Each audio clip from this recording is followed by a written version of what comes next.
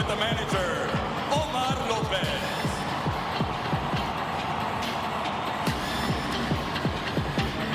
Leading off, the right fielder, Ronald Acuña Jr. Batting second, at third base, Michael Garcia. Batting third, the first baseman, Luis Arraez.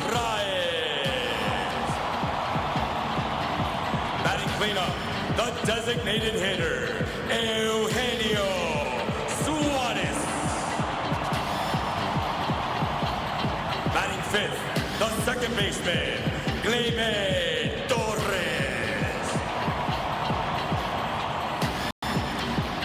Batting sixth, the shortstop, Ezequiel Tovar. Batting seventh, the left fielder, William Abreu.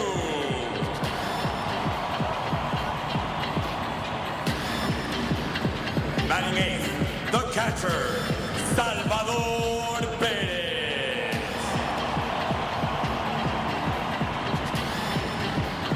Batting ninth, the center fielder, Jackson Chourio.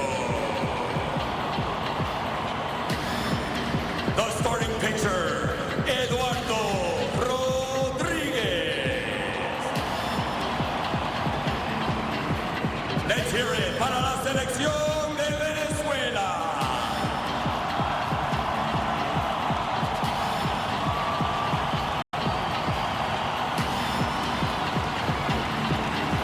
And now, for the United States of America,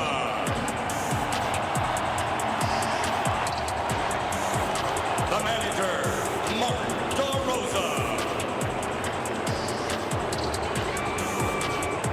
Leading off, the shortstop, Bobby Witt Jr. Batting second, the first baseman, Bryce Harper. Batting third, the right fielder, Aaron Judge.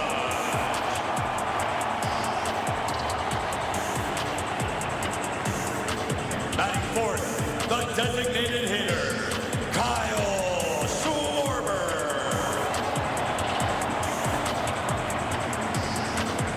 Batting fifth, the third baseman, Alex Bregman. Batting sixth, the left fielder, Roman Anthony.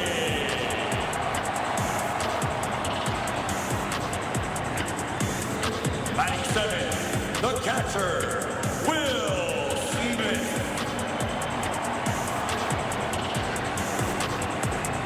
Batting eighth, the second baseman, Bryce Turan.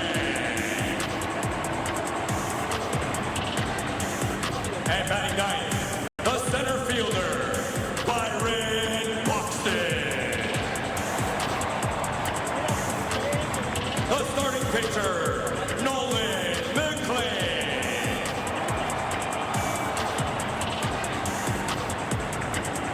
Fans, let's hear it for Team USA.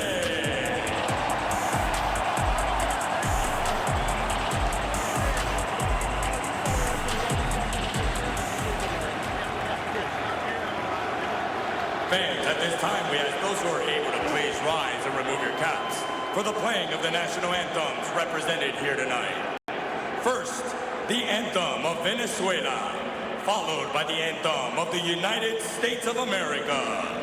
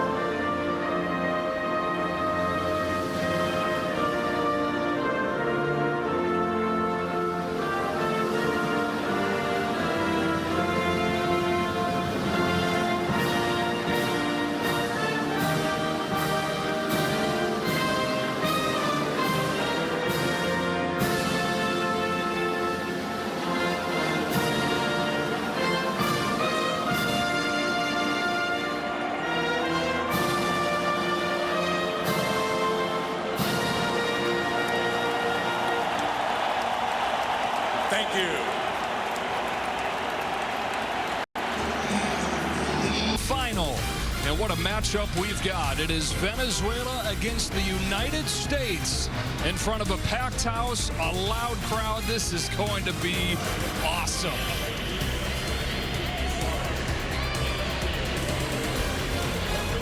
We welcome you inside with the Hall of Famer John Smoltz. I'm Joe Davis. When you look at Team USA's roster, anything short of a championship was going to be a disappointment. They stressed us all out during pool play in Houston, but they've come here to Miami. They took down the Dominican Republic in the semifinal, and they are now one win away from their first championship in 9 years. Well, when this tournament started, they boarded a plane to take flight. Sometimes in the middle of the flight, there's turbulence. There was a little turbulence in Houston, but their destination when they landed was Miami, and their quest is to win a championship. They have stars galore. They know what they need to do. They have been the heavy favorites. Nothing changes tonight, but everything is about winning a championship for Team USA, and it's the offense that's going to get it done tonight, I believe. Yeah, everybody's been saying, when are they going to have that breakout? Well, they've got one more chance to have it against Venezuela, which is in the championship for the first time, and they are everything that is great about this tournament. All-star talent. They play the game with a childlike joy, and you can tell how much it means to them. It means everything to these guys and to their country. It's not hyperbole. It means everything, and their journey has been an incredible one. They've already gotten to the promised land, and this is a cherry on top if they're able to win. They've never won a championship in the WBC, but they're winning over their country, they're winning over their players, and for this night, emotion, adrenaline, everything laying on the line for Team Venezuela. All right, it is Venezuela and the United States. Winner take all. Game 7 vibes in Miami. First pitch coming up on Fox.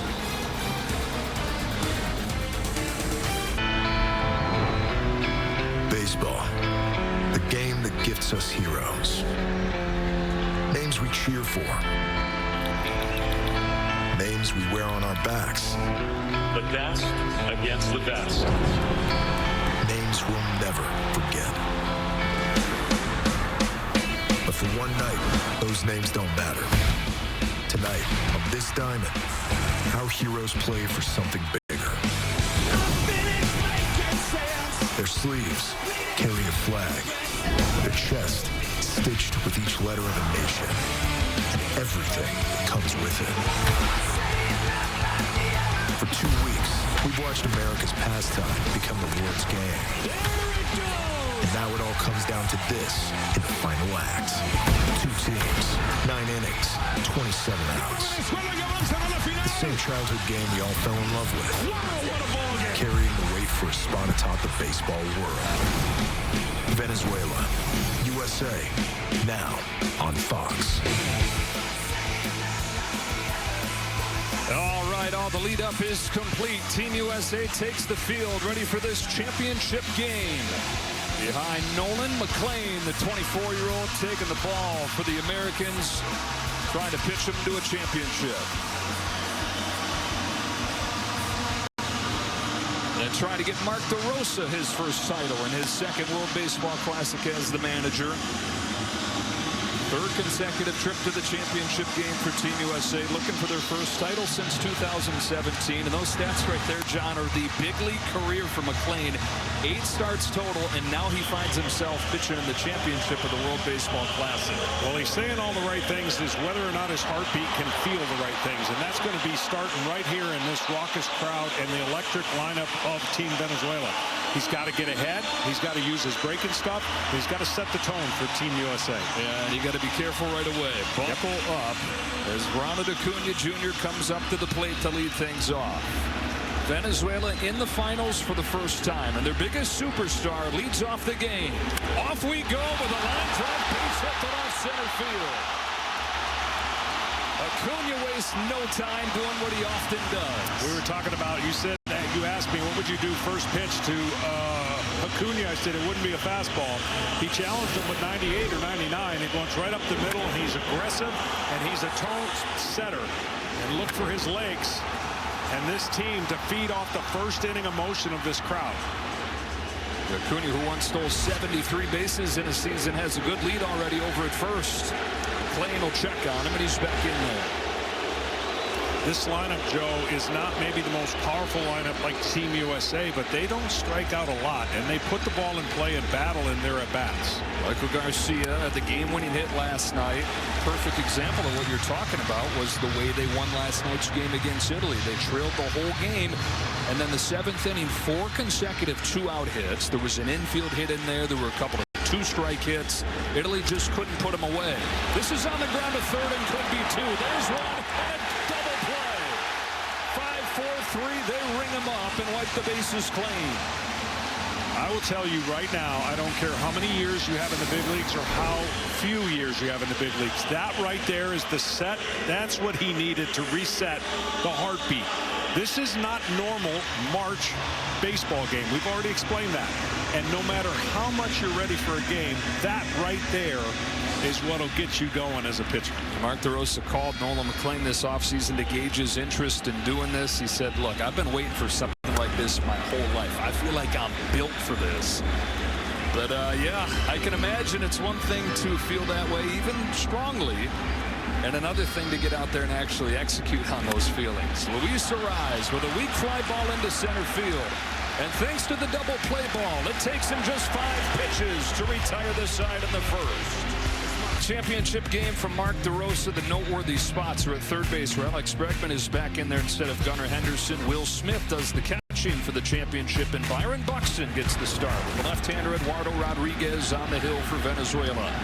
Bobby Witt Jr. leads off and sends a fly ball to center field that Jackson Chourio will drift back on. And both leadoff hitters being aggressive in this ball game. He just missed against Eduardo Rodriguez, who relative to the rest of this very young Venezuela team qualifies as an old guy, 33 years old, decade in the big leagues. How in the world is he going to get this lineup out?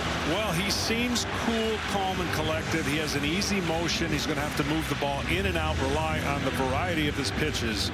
And that first pitch, whenever you get the first out in a big game, it's always settling. Bryce Harper tried to hit it a mile and came up empty. We've seen a lot of that from Harper. This time of year trying to find his swing still. He's 4 for 24 in the World Baseball Classic. There's been extra work. Normally, you'd be feeling like this time of year, and you just say, okay, still got about a week and a half until opening day. We'll figure it out. A few more cage sessions. We'll be okay. But he's taken multiple BP sessions each day, trying to make it click in. Slices a pop fly into shallow left field, and an easy one for Ezequiel Tovar. 2 up and 2 down for Rodriguez. Omar Lopez, who is managing his final game as the head of Team Venezuela, promised his wife after how stressful his first time as the World Baseball Classic manager was that, look, I'm going to do it one more time, and I'm going to make my mark. We're going to go the distance. And here they are in the championship for the first time. 2 gone in the first inning. Aaron Judge takes strike 1. Judge, the captain for the Americans. 6 hits, 6 walks. 2 of those hits home runs. The best hitter in the game. What Rodriguez does really well when he has this quick action, it's not like 98, but it seems like when he is in tune, that ball gets on the hitter, it almost feels like 98. Taking a change, ball 2. There's no violent motion. It's all smooth. It's all just like in a rocking chair, but then he has that late life to the fastball that gets on the hitter. Roxon fires a 2-1 pitch. Judge fouls it off, and the count evens at 2-2. Rodriguez spent a lot of his season, or a lot of his career, with the Boston Red Sox, then to the Tigers for a few years.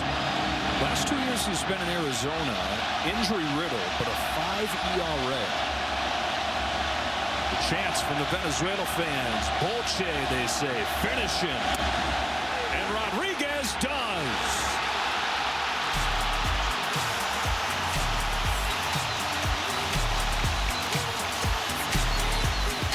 Everyone has free offers on the late. Turning in the books in this championship game. To the second we go, and to the field we go. Here's Ken Rosenthal.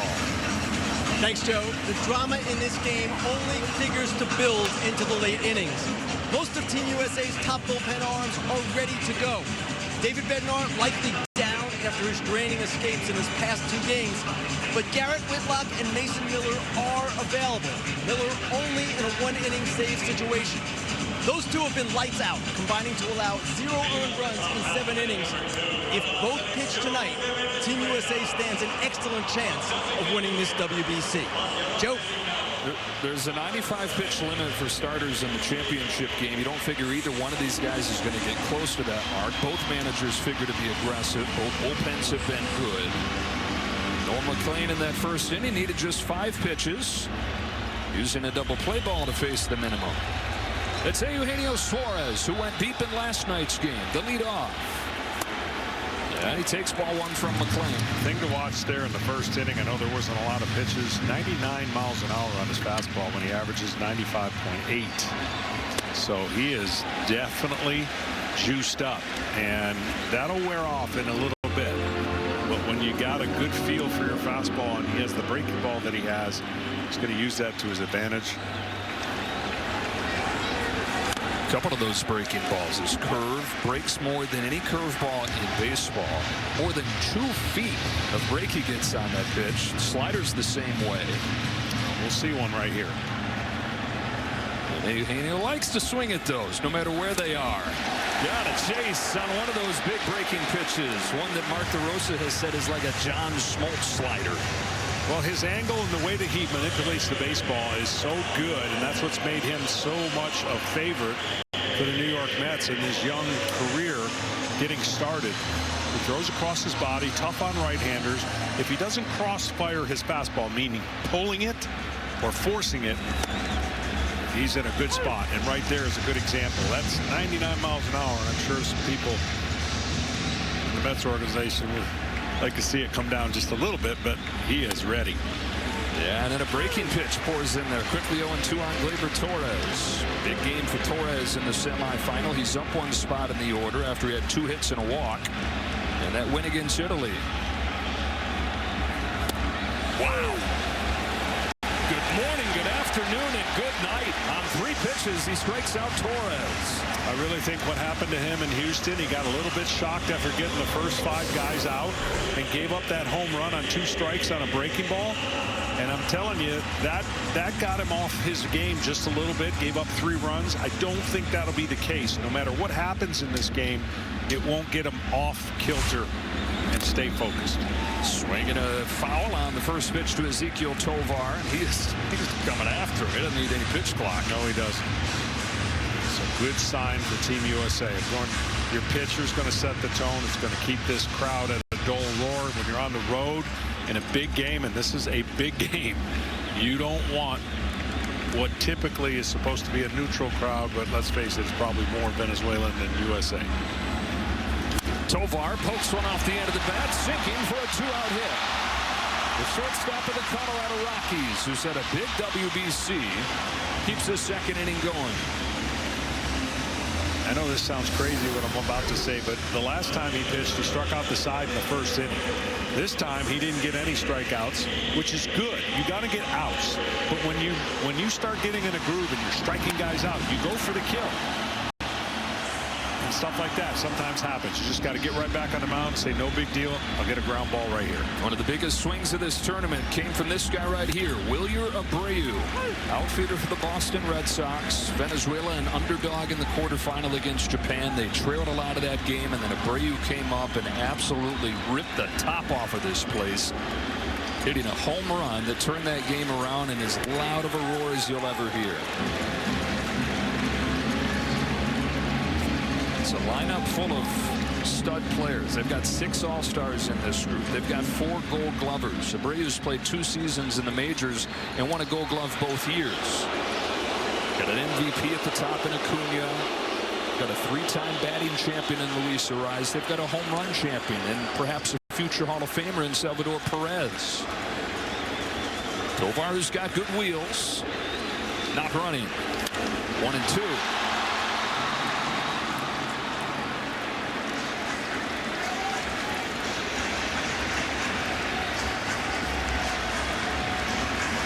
Late on that fastball, you can go back away with another fastball or that back foot breaking ball to a left-hander that gets him to swing over the top of it. Tovar dancing. High fly into shallow left center field. Bobby Witt waits for it to come down, and Nolan McLean, 2 scoreless innings to get the championship game rolling.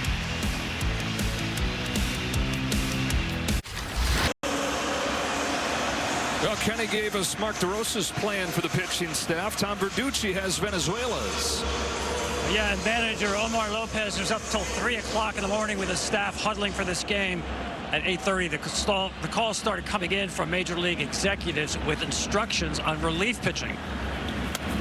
The Cubs said that closer Daniel Palencia can only pitch in a safe situation in the 9th inning. The Mariners are allowing Edward Mazardo 1 inning, and the Tigers said that Emmanuel De Jesus is not available tonight. Now, we've seen Omar play a very aggressive game, going to the bullpen in the 3rd inning in the quarters, the 2nd inning in the semis, and that bullpen has been outstanding.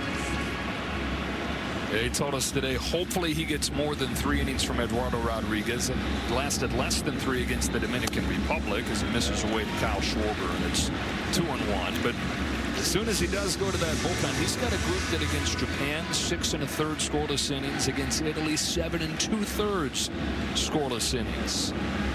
2-1 from Rodriguez. Schwarber dumps it back. Yeah, they're really going to need 4 innings for a perfect scenario for Team Venezuela, because then they can shorten the game. I mean, the more guys they got to use back-to-back. It's early in spring training, and I would think they'd be less crisp.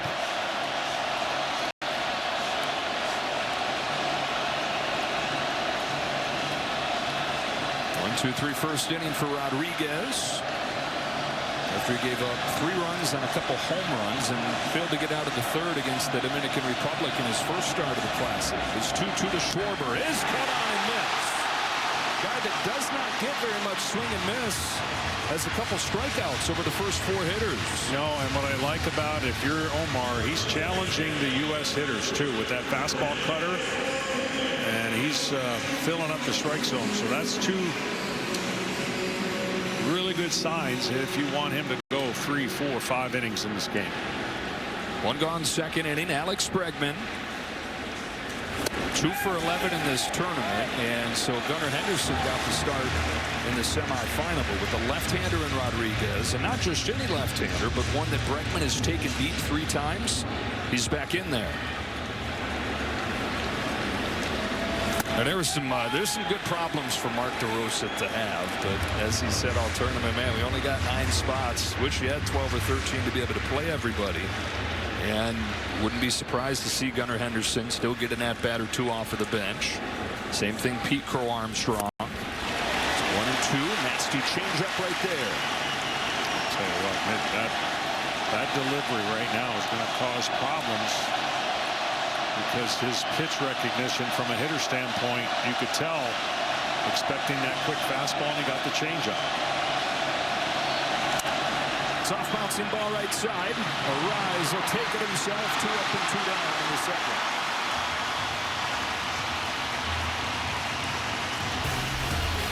Tonight's telecast is sponsored by Ramp, built for CFOs. This is the perfect place to host this tournament. Lone Depot Park in Miami, jam-packed for every game. So much passion. Just a wonderful celebration of this sport. What an appetizer for the regular season. Just a week away. Base is empty, 2 out. Roman Anthony taking a little bit inside, ball 1. Here's one of the stars for Team USA. And look, kind of gets redundant calling these guys stars, but the youngest guy in the club, just 21 years of age, had the game-winning home run against the Dominican Republic Sunday. Well, with Salvador Perez back there, you know he's going to be calling a game that is going to try to keep Team USA off balance. First pitch, fastball in, then away. Moving it around is going to be the key for success, because you cannot make mistakes over the middle of the plate, obviously, with these superstars that USA has. On a 1-1 pitch, Anthony watches it spin away. Anthony's home run in the semifinal came against a left-handed pitcher. Alex Cora and Red Sox fans are sitting there saying, I like it. I like what I see. The 2-1 pitch is down and away, and ball 3. This is something that they saw over his few months in the big leagues last year in his debut. He's not just big and strong and athletic. He's got an advanced approach that has him slotted into the leadoff spot going into opening day for the Red Sox. Big swing and a little tapper. Has some English on it, but it's picked up by Rodriguez, who's retired the first 6.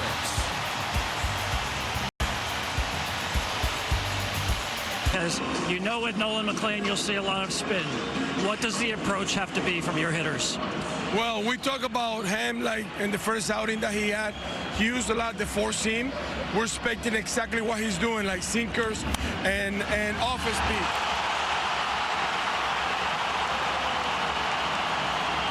Dumps a base hit into right field to start this third.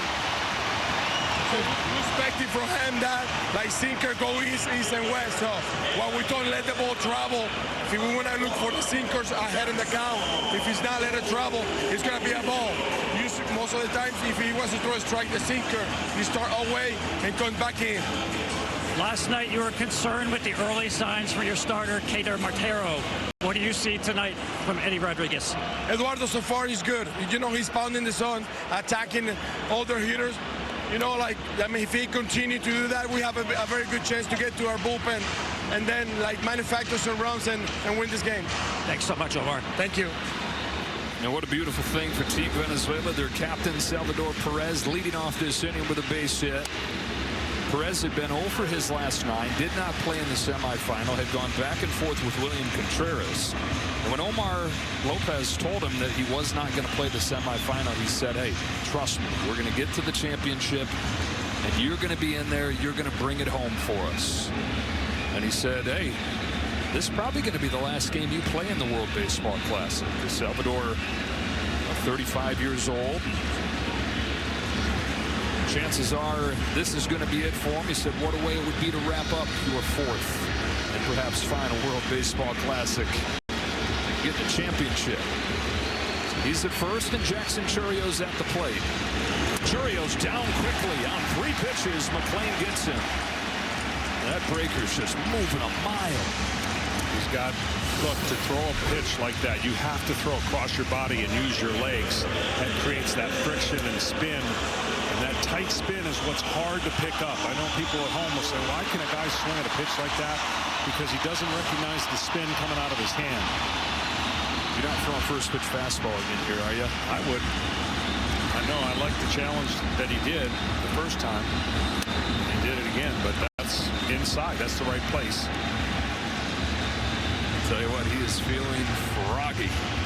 Nolan McLean. Last year in his 8 starts for the Mets, he touched 98 one time. That's the 7th pitch tonight already. 98 plus. And 97 right there. Caught the inside corner to even it up on Acuna. Ronald Acuna Jr. singled to open this game. Homered against Yamamoto in the quarterfinal to open the game.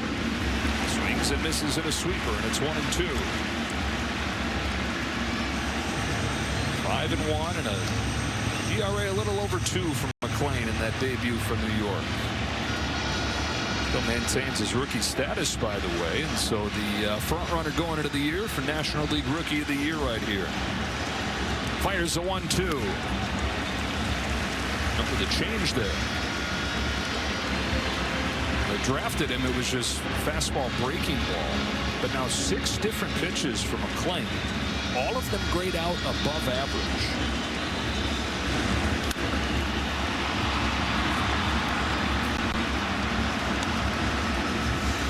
The guy at the plate, a lot of things he does grades out above average. It's a good matchup when you're facing a premier right-handed hitter in Ronald Acuna.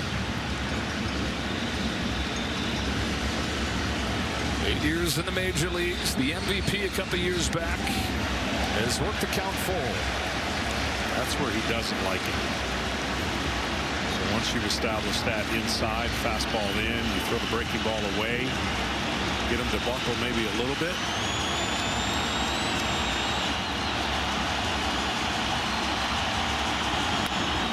This time with a fastball. Acuna takes the walk. Venezuela's got him at first and second.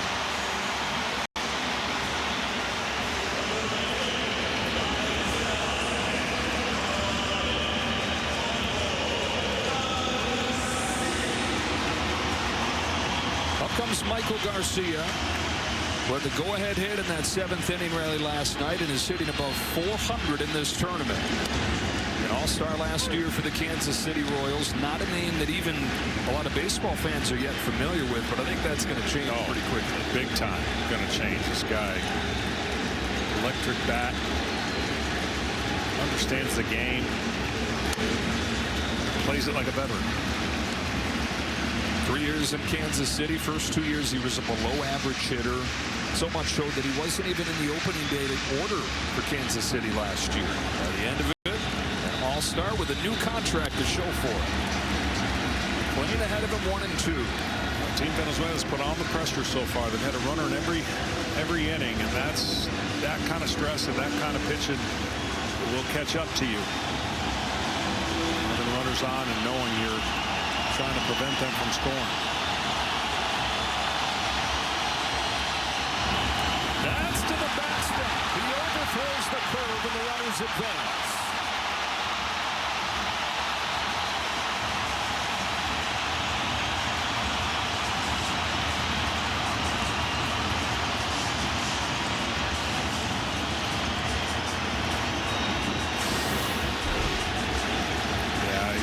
This. He just really tried to break this one.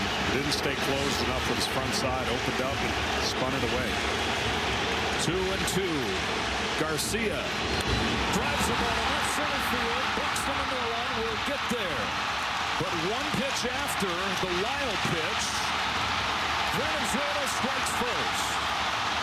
Sacrifice fly Michael Garcia to score Salvador Perez.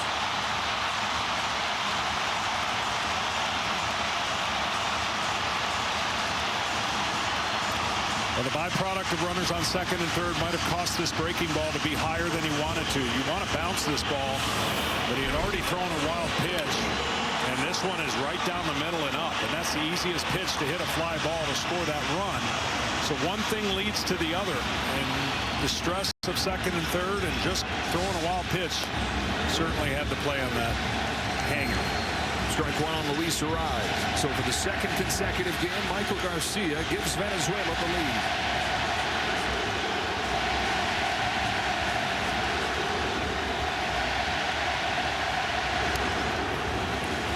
0-2.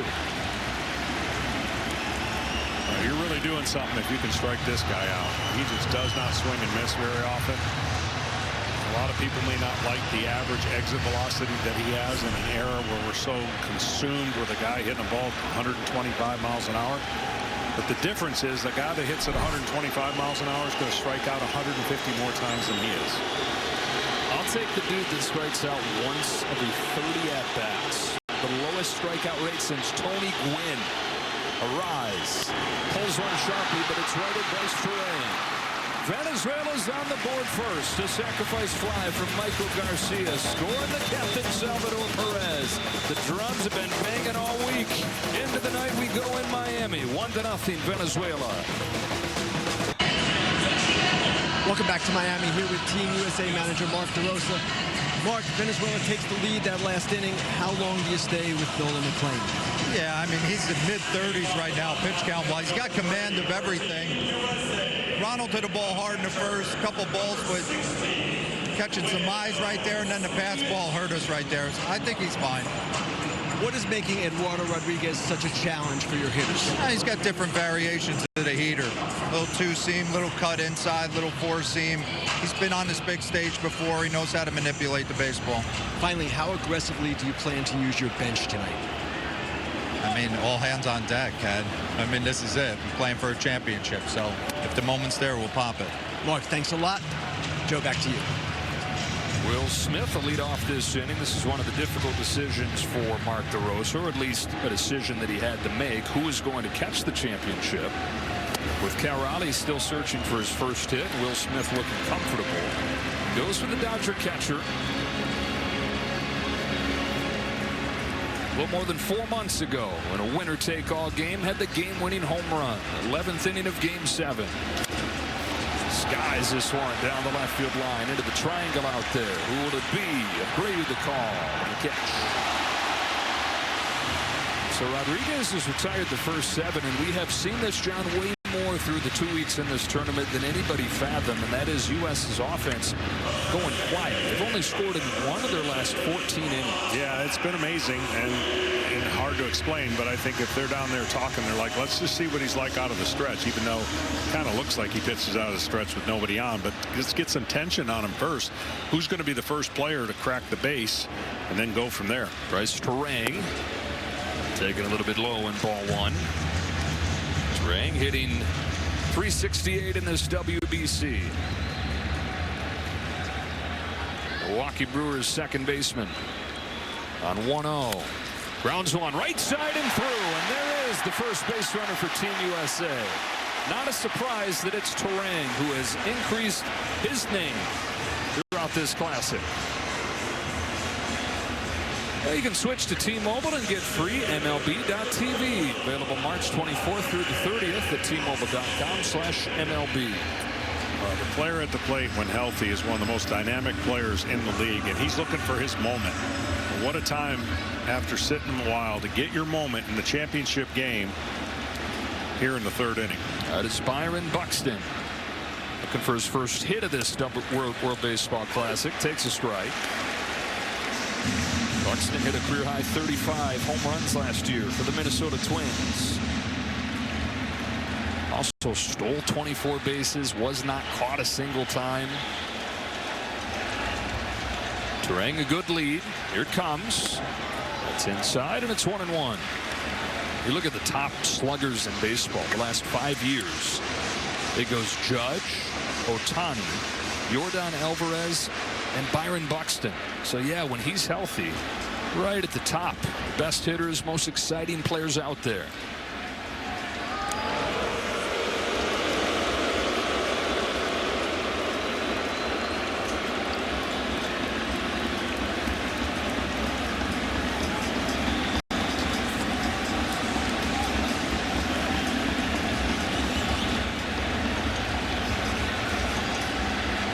The 1-1 comes home. Buxton pulls his hands in on ball two.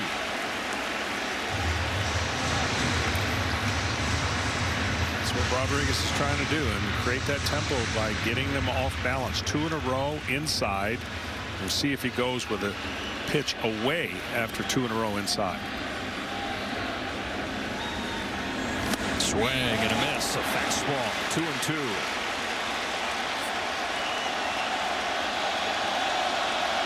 The order, Bobby Witt Jr. on deck.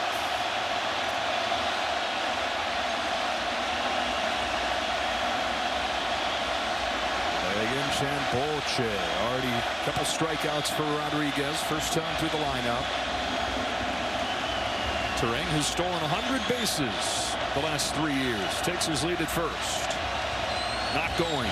Buxton's down on strikes. He's got that change-up butterflying up there.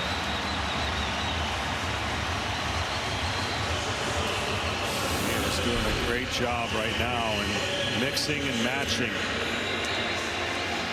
In, fastball, and then change up.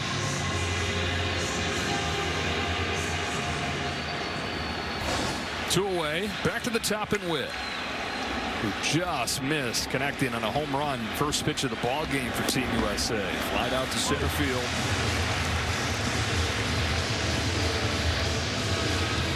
Witt was on the World Baseball Classic team in 2023 that lost to Japan in the championship, but he was the kid, kind of the understudy, just had 2 at-bats. Trey Turner was the star at shortstop. In the air to center field, sends Churio back. He's got it spotted, says, got it. That's the inning. Team USA gets its first base runner, but nothing to show for. 3 in the books in the championship. Back to the 2026 World Baseball Classic on Fox, presented by Capital One. Back inside Lone Depot Park here in Miami. Nolan McLean into the 4th inning. Already lasting longer than he did in pool play against Italy. 3 strikeouts, the 1-run last inning on a sacrifice fly from Michael Garcia. 4, 5, and 6 coming up for Venezuela. Eugenio Suarez leads off.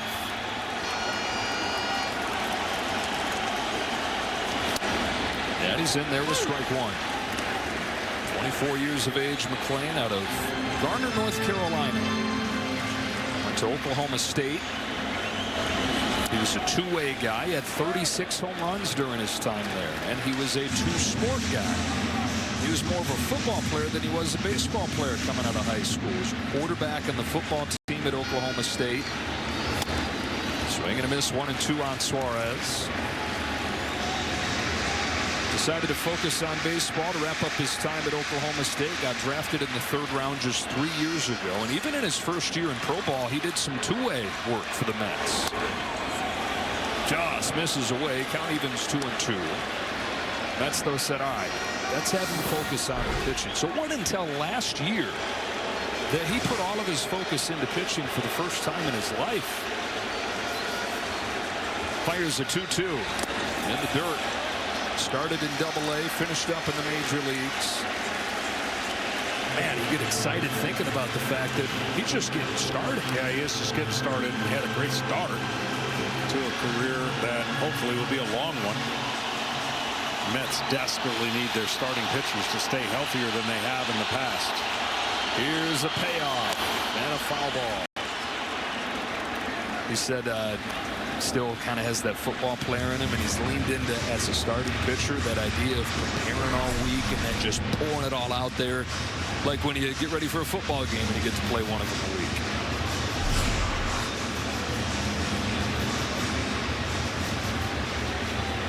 Suarez in some pain after fouling that ball off himself.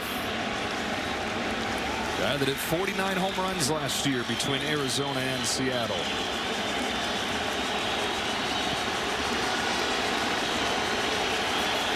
Another 3-2 and another foul ball. Seen some longer at-bats in this classic from Suarez than we normally do. Typically, going to be a home run or a strikeout. It's going to be the 8th pitch this time.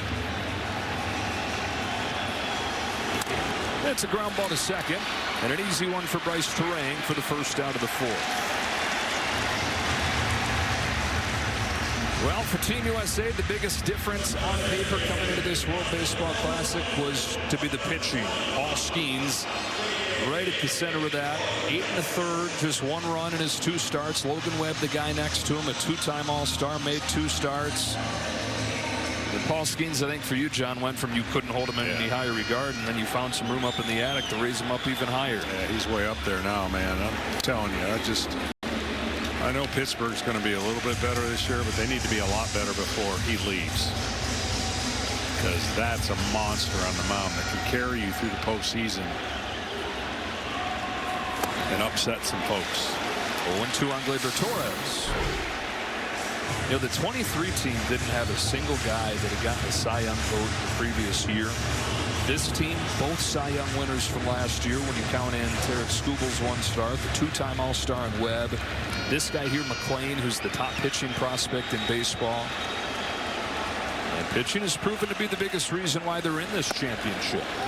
They've only scored 18 runs the last 5 games, so those have all been tight games. The pitchers with an ERA below 3. Yeah, that man right there would like to see some breathing room. Like you saw the first 2 games. Much different talent, though, they're playing. That's strike 3 on Torres. 4th one for McLean. 2 gone in the 4th. Yeah, it is surprising when you think about that lineup that Team USA has. We look at this fastball as catching in the outside part of the plate, maybe, and they just haven't clicked. Now, when they click, they get into a bunch of, I don't know, 3, 4, 5 run spot they could put up there because they seem to build off that momentum, but they just not getting enough guys on base early. When the leadoff hitter's just not getting on at any kind of rate that you would think would propel this offense. So it's just low stress on that pitcher. Lower stress than it should be. Right, relative. Tovar flexes this one into foul ground. Bryce Harper runs under it. Quiet inning for Venezuela. Nolan McLean looking good. Can the offense match him? 1-0. That is behind you, and they are getting ready to be unleashed once you take it turned into pit crew and pit row. It is unbelievable. I did it in Atlanta. Loved it. Team USA's got 2, 3, and 4 coming up here. Trying to crack through against Eduardo Rodriguez, who's given up just 1 base runner through 3 scoreless innings. Harper, Judge, and Schwarber. The left-hander was actually born and is naturally right-handed. Strike one on Bryce Harper. He was horsing around as a kid, playing in the rain, climbed up on the back of a truck, slipped and fell off and broke his right arm. And they said, it's going to be a while before you can play baseball again. And he said, I've got 2 arms. He taught himself how to throw with his left arm. And it's turned out pretty well for him. Sure has. Pretty good athlete to do that. The timing of Bryce Harper when he puts the bat down on his shoulder and then gets it up ready to fire is just a little bit off. Second, Torres. That timing as he goes on through the year and through spring training will get better and better. When you get a little bit older as a hitter, there are little adjustments. Sometimes you don't recognize that you're not as quick and as strong, and you got to make those adjustments. I'm not saying he's there yet, but he has been playing for a long time. Judge with the bases empty and 1 out. Tie it with 1 swing. Takes ball 1. First time that he's ever worn Team USA. Yeah, a lot of these guys played for Team USA coming up. Travel ball, 18 and under circuit. It's the first time for Judge, though. He thinks about his grandfather who was in the Coast Guard. He had an uncle who was in the Army. So Aaron says deep respect and admiration and sense of patriotism that comes from that family history. And so when he gathered the team together first day in Arizona, he said, let's do this for the men and the women who serve our country. Make any of this that we get to do possible. Pops one off the end of the bat, down the line, a rise out of room. And it's 1-2 on Judge. That was the recruiting pitch. And he played an active role in that for Mark DeRosa, signing up himself. He made some calls and he said, number 1, come play for your country. How cool is that? Number 2, come play with a bunch of other superstars and you get a chance to learn from each other.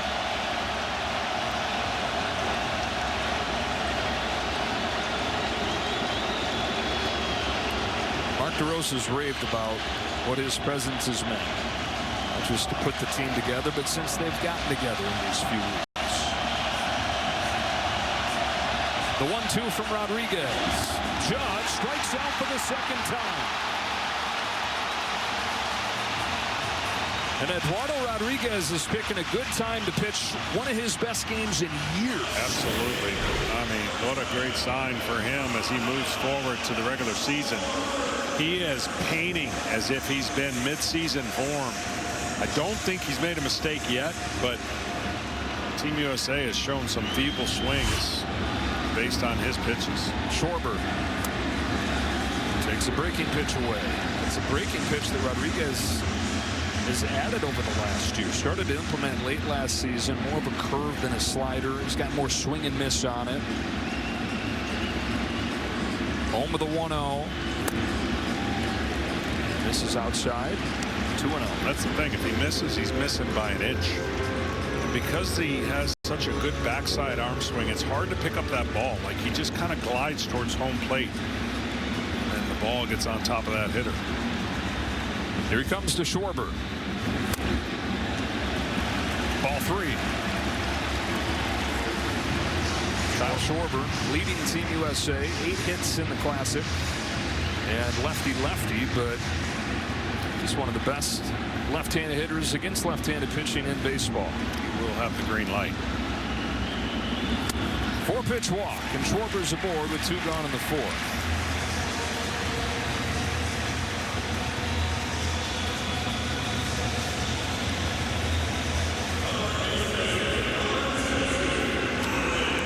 Bregman needs to get something middle in and turn on it. He has just been off a little bit as well. He has not really connected on one that makes him such a dangerous hitter on the middle in fastball or cutter. Change perfectly placed for a strike. Salvazardo has begun to warm for Team Venezuela. Omar Lopez will not wait around. First signs of trouble as that pen ready to go.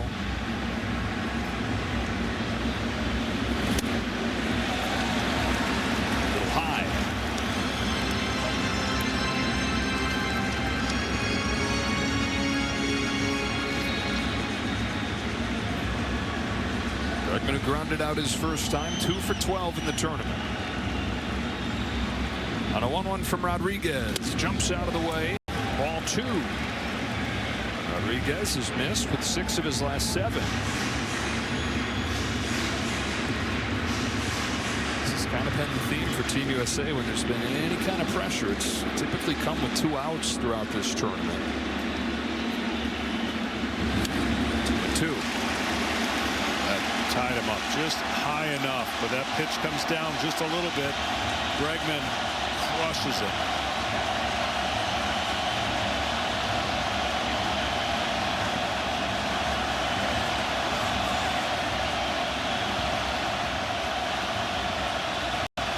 Two and 2. A toss to check on Schwarber.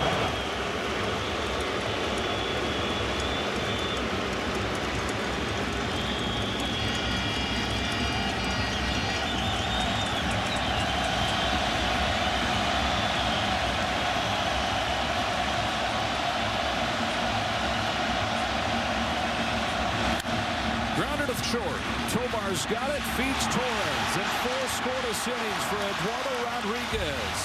Team Venezuela in the championship game for the first time. Miami-Dade. You can get more information on how to get your child involved in Diamond Sports. Go to playball.org.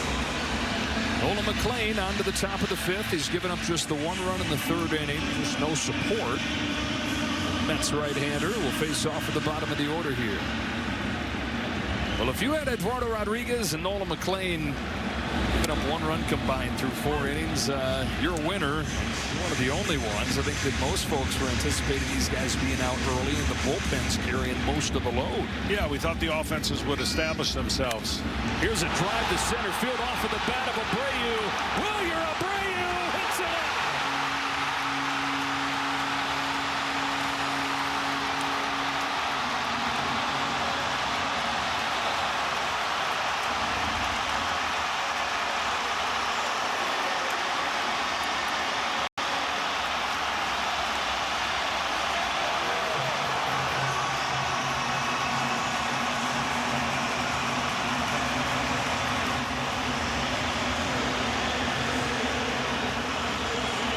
It's 2-0 Venezuela.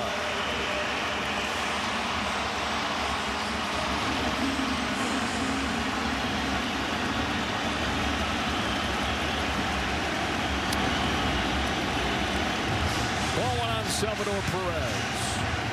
Abreu, more known for his gloves so far in the major leagues. Underrated as a hitter.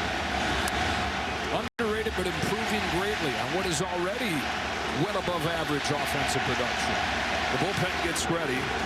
Brett Keller.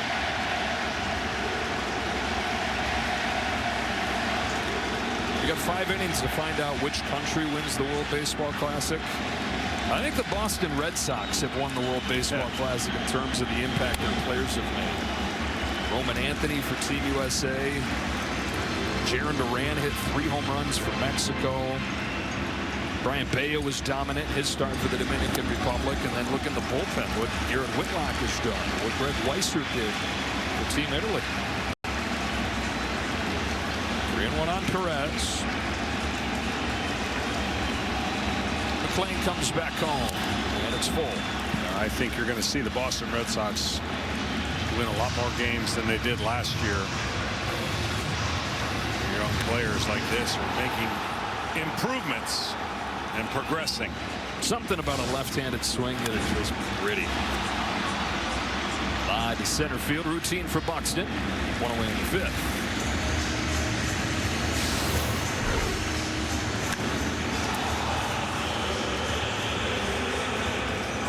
Dead center field for Wilyer Abreu.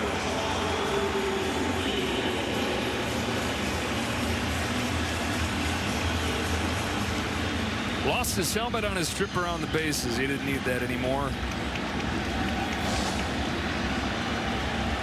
Churio out of the 9th spot with a big swing and a miss. Jackson Churio, who was 21 years old when this team got together a few weeks ago, and the manager Omar Lopez said, I saw him putting a lot of pressure on himself at first. And you can understand being the youngest kid on a star-studded team, something he'd always dreamt of doing. Look, he grew up wanting to be the next Miguel Cabrera. Now he looks over, Miguel Cabrera is his hitting coach. But in a very short time, and Cabrera's had a hand in this. They say Churrio's really matured. And kind of a crowning moment to that whole thing. The game on the line last night, really patient at bat, had a base hit in the middle of the 7th inning rally. Churrio flips it into shallow center. Terang is out. 2 away.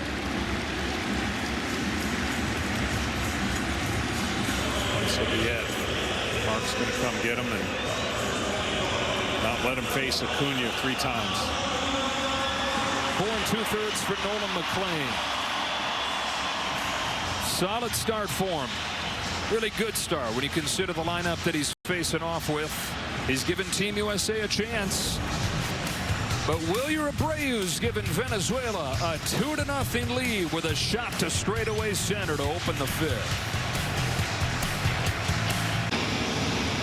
Well, at this stage of the calendar, at this stage of his career, it'd be hard to ask for a whole lot more than what Nolan McLean gave him tonight. No, he did a great job. He limited the damage and had traffic on basically every base, so or every inning. So he did what he was supposed to. The offense has got to wake up. Brett Keller comes in. Mark DeRosa's got a couple guys he can go to for 1+, and Keller was at the top of that list. He's on to face Acuna. This is with his first pitch. Keller had a breakout season for the Chicago Cubs last year. Signed a new contract with the Phillies. He's taking his lumps in this classic, though. Acuna grounds one up the middle of the Witt. Will have to hurry with Acuna's speed. A low throw is picked by Harper. Bryce Harper bails out Bobby Witt Jr. right there. 2-0 Venezuela. Halfway home in the championship. Anthony Smith and Terang coming up for the American.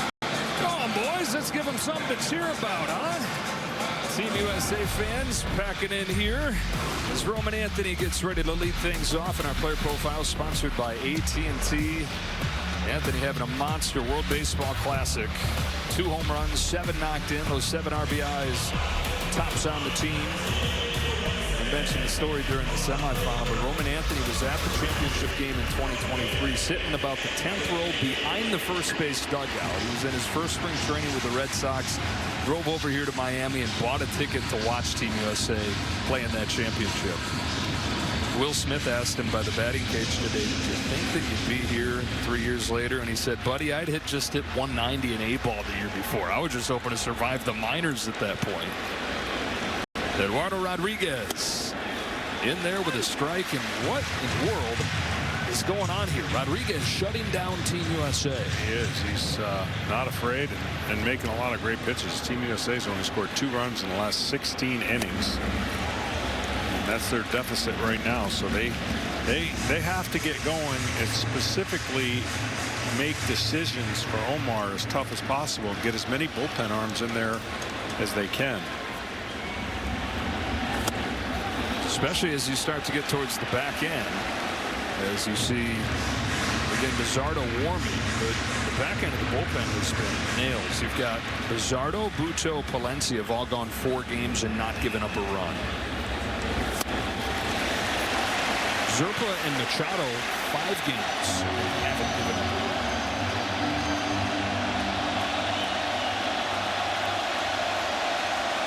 At this point, they'll take a swinging bunt. Anything to get it going. The 2-2 to Anthony. Breaks down and away, ball 3.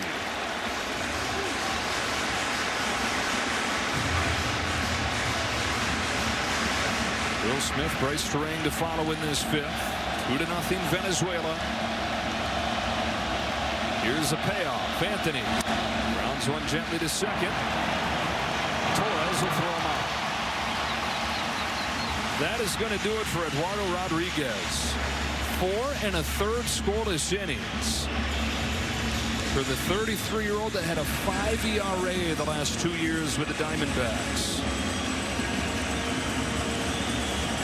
With the whole country watching, Rodriguez with one of his finest performances in years. Eduardo Rodriguez, who they were hoping could get him something tonight, gave him so much more than just a chance to win this game. 4 1/3 scoreless innings against this vaunted American lineup. Pitched great and didn't make I didn't see any mistakes. And when you can pitch like that against this lineup, man, tip your hat. So to the bullpen they go. Bullpen that has dominated, not giving up a run since pool play. Will Smith takes strike one from Eduardo Bizardo. 6+ scoreless innings against Japan. 7+ scoreless innings last night against Italy. Bizardo's pitched in 4 games and given up just 1 earned run.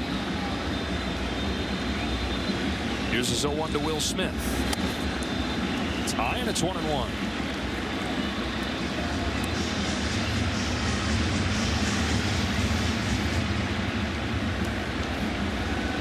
Bizardo of the Seattle Mariners fires 1-1. Strike 2.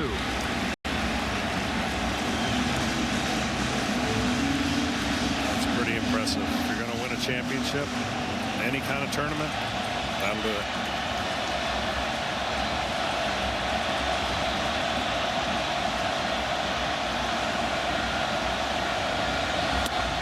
Count evens up. 6 guys through in last night's game, covering those 7 2/3 after a short start from Cater Montero. 5 of the 6, though, available. Luinder Avila, only guy that's not. He went 2 1/3. On a 2-2 pitch, Smith. It's it foul. Will do it again. What makes him so tough is you can't really square up any pitch. Sinker last year, 151 average against. And then his curveball was 177. So those are 2 pretty good numbers. Another 2-2. Breaks in there. Strike 3. Buckles the knees of Smith.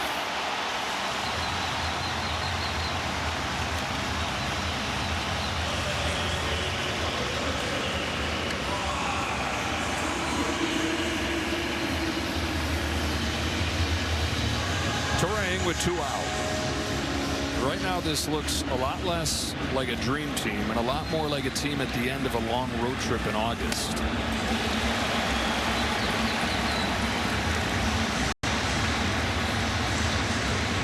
Terang has the lone hit for Team USA through 5 innings. It was a ground ball through the right side back in the 3rd.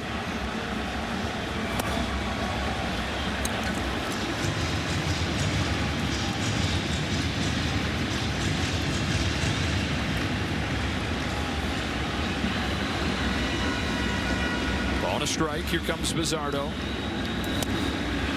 Inside part of the plate, strike 2.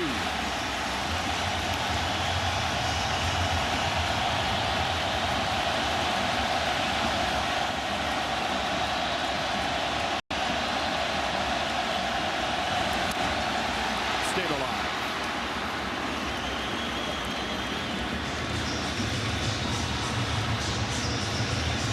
A lineup with 28 All-Star Game appearances combined, 5 MVP trophies,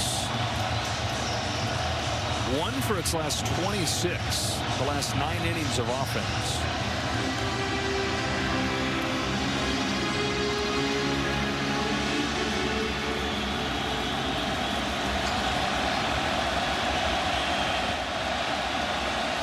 The 1-2 from Bizardo.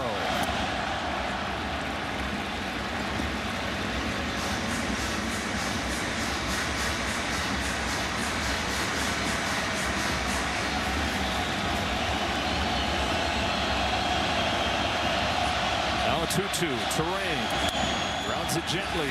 Torres waits. 1-2-3 fifth. 2-0 Venezuela to the 6th inning of the finals. See it all right here on Fox and on FS1 with coverage beginning June 11th. Got all 3 teams represented here in Miami. Brad Keller continues. 2-0. Top of the 6th inning. Venezuela in front. USA trying to win the World Baseball Classic for the first time since 2017. For the first time under Mark DeRosa. Venezuela's never won the championship. Never even been in the championship. Prior to tonight. Well, they can't afford to give up any more runs. It's a tough position to put in the bullpen and the rest of the rest of relievers, but they've done a good job. They did it against Dominican Republic, although had a 2-1 margin of victory. Now they want to reverse what the score was last time they were in the championship. Michael Garcia leads off this inning, takes a strike from Keller. 1-run loss in the in the championship game against Japan. Garcia sends a fly ball to center field for Byron Buxton. And the first out of the 6 is these Venezuelans that knocked Japan out of the tournament in the quarterfinals, clearing the path for Team USA. Getting Otani out of the way.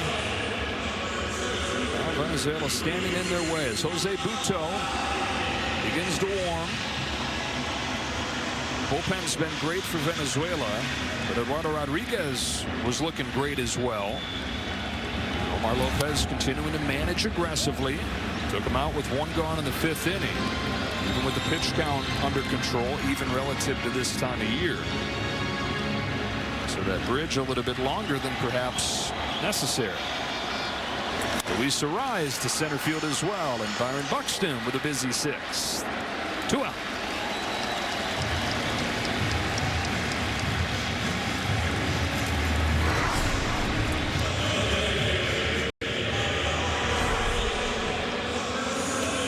Interesting to see if it is Buto coming in next inning. If Mark DeRosa pulls the trigger on Pete Crow Armstrong, Buxton's spot is due up to lead off the inning. Strike on Suarez.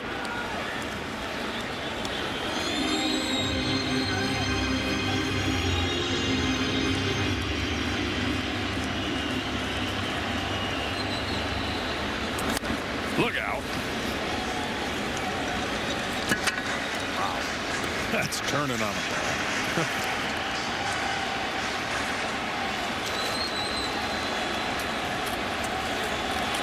Keller home with an 0-2. And he makes quick work of Venezuela in the 6th. 7 pitches to go 1-2-3.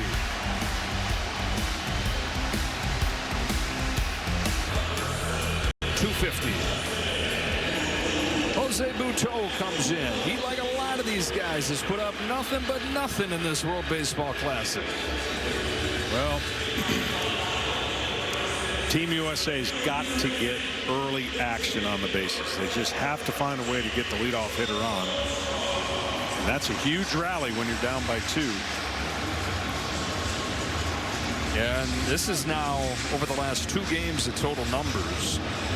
Over the last 1 game total, when you take the final innings of the semifinal and the first 5 innings of this game, 1 hit over the last 9+ innings. Mark DeRosa will in fact pinch hit for Byron Buxton with Pete Crow Armstrong. Can he give the Americans the jolt that they need? A fastball for a strike, and the Cubs center fielder has made his mark in this WBC. Had a 2-home run game earlier. Electric. He's got power. Amazing defender that won a Gold Glove. Changeup is the signature pitch, the one that gives hitters fits off of the 95-mile-an-hour fastball. Here it comes from Buto. And a fly ball carved out to left field. Your Abreu's there. All the way in the 6th. The thing about this offense and about this game have been easy outs. There hasn't been anything that's even close. Just weak ground balls or pop-ups, which tells you that the pitching is doing a good job changing speeds and changing location. Hardest hit ball of the game was the very first pitch where Bobby Witt just got under it a little bit and flied to center. He's 0 for 2. Bases empty, 1 away in the 6th, and Witt takes strike 1 from Buto.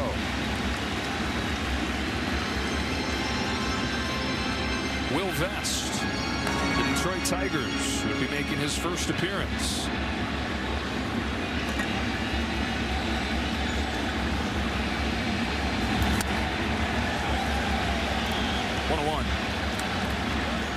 Very similar to the game that Venezuela was playing against Italy, where they were trailing 2-0, worked their way back into the game and did their damage with 4 straight 2-out hits. Pop flying to shallow right field. Foul ground arrives. 2 away. And you keep thinking it can't go on forever, can it? But forever isn't that long from now in the sprint of a tournament.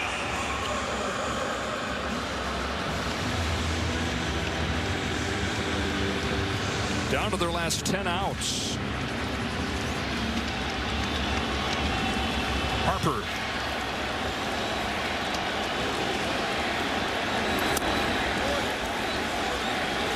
You know, a loss in the championship would not be crazy, but in this fashion, this is unthinkable. Yeah, if they get shut out, that's something no man on this team thought could happen. And you talk about 10 outs to change that narrative. That's exactly what they have. Pitching has done their job for the majority of the entire tournament. The hitting has just been regressed. What's that like down there in the dugout when you're just flat as can be with your championship on the line? Yeah, it's frustrating because 2-0 after the 6th becomes 4-0. You know, it just seems like that the gap gets bigger. And we talked about the 2-out pressure in the last 3 games that Team USA has done, going all the way back to being down 8-0 against Team Italy and making that an 8-6 with the tying run in the 9th. 3-0 on Bryce Harper with Judge on deck.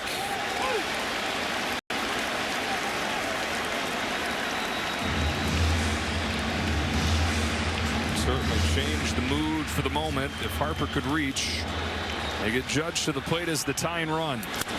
There it is. Harper with a 2-out hit to right. And up comes the captain.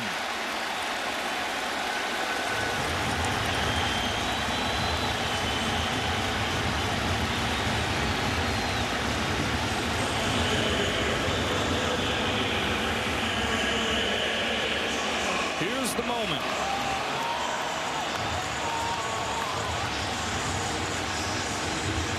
USA has been taking a lot of fastballs in the first pitch for strikes lately.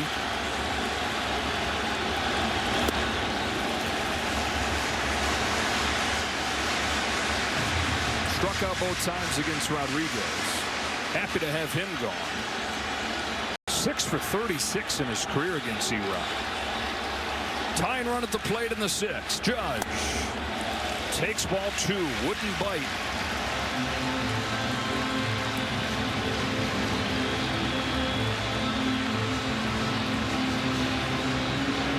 It collectively seems like 285 home runs, all the MVP trophies.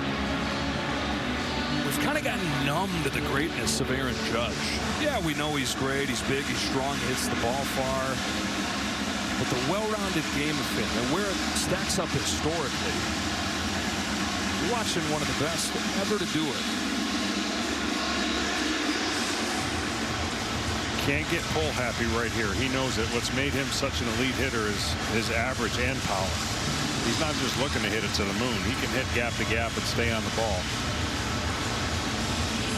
331 last year. 53 home runs to go along with it. Tying run at the plate with 2 gone in the 6th inning of the final. Judge takes a strike.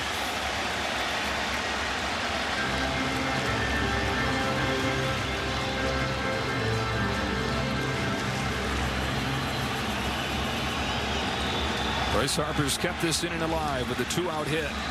Now Judge taking ball 3. Kyle Schwarber's on deck. It's great discipline so far and really great pitching. I mean, they're trying to get him to get off the plate. He hasn't budged yet. The 3-1 pitch. Strike 2 right there. That was surprising. Looked like a surprise Judge.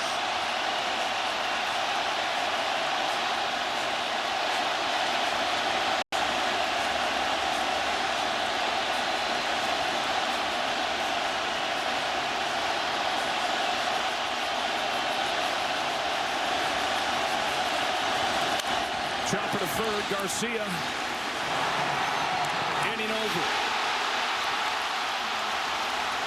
After 6, Venezuela 2, United States nothing. Miami, what a party this has been. They've hosted since the beginning of pool play. The environment just insane. Tears have been shed, tears of joy for Venezuela. As Will Vest comes on to pitch. Nico Armstrong, yes, as our graphic previews for you, is now in the game in center field after pinch hitting for Byron Buxton. But on the mound, Will Vest making his World Baseball Classic debut. Vest of the Detroit Tigers, dominant in the postseason for the Tigers the last couple of years. It's a swing and a miss from his teammate, Gleyber Torres, and it's 0-2. Fastball slider, and you see the numbers on the year for him last year. A little bit of bragging rights for Will Vest if he gets his teammate out. But he wants the ultimate bragging rights if his team can come back and win.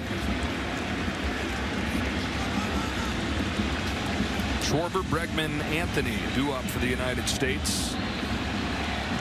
Bottom of the 7th coming up. Top arm still available for Venezuela to try and lock it down. A wave and a miss. No chance for Torres against Vest.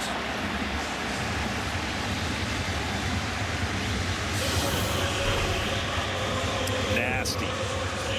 Tight.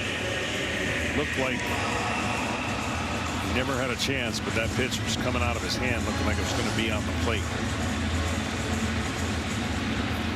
Venezuela 2, the United States 0. One away for Ezequiel Tovar. Venezuela got a run in the 3rd inning on a sacrifice fly from Michael Garcia. Right after a wild pitch put a runner at 3rd.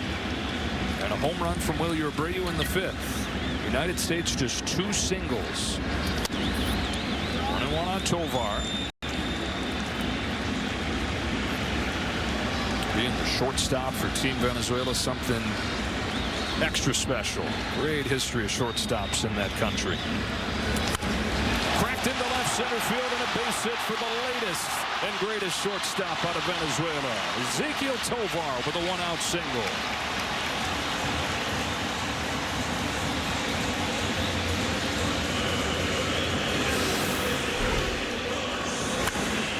Short, quick to the ball. Line drive. There's only one Venezuelan-born player in the Hall of Fame. It is the original Venezuelan shortstop and Luis Aparicio. Omar Vizquel, the guy that Tovar grew up wanting to be like. The second hit of the championship brings up Abreu. There'll be one in there soon in Miguel Cabrera. Eligible in 2029 is Miggy.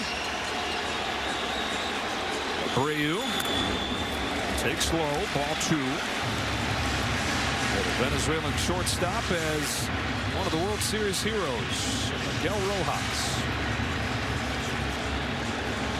Unable to be with Venezuela this year, couldn't get insurance to be with the team.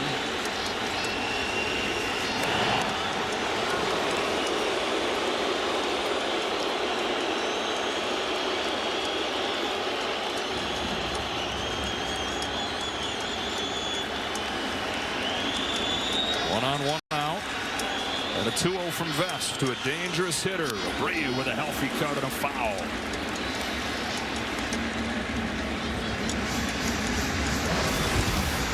This is Abreu's home run in the 5th inning, just his latest big one for Venezuela.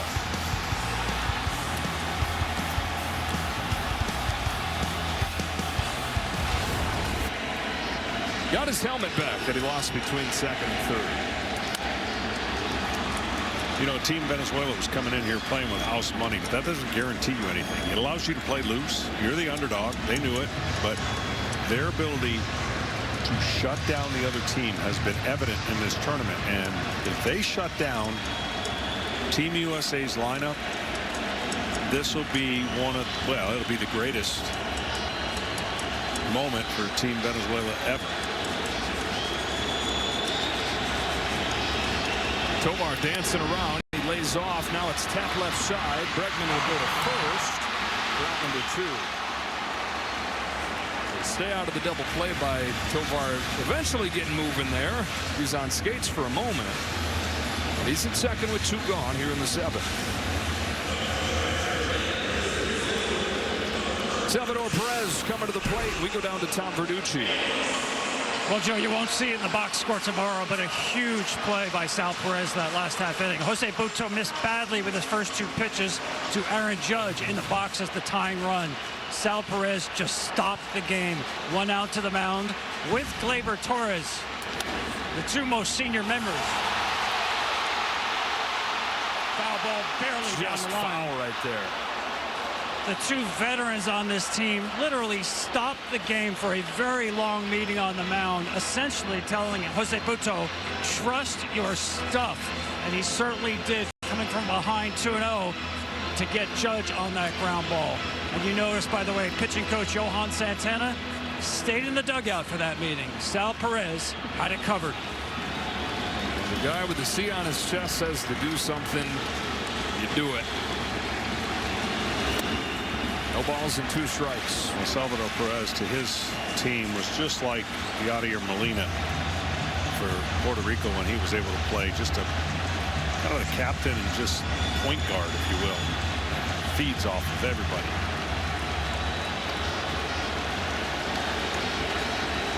Zerpa's ready.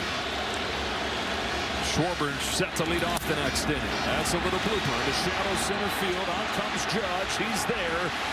And Will Vest works the score to 7th inning. We stretch in the championship game. It's 2-0. Join Fox in supporting our troops from daily needs to global emergencies. Help us be there for those who serve.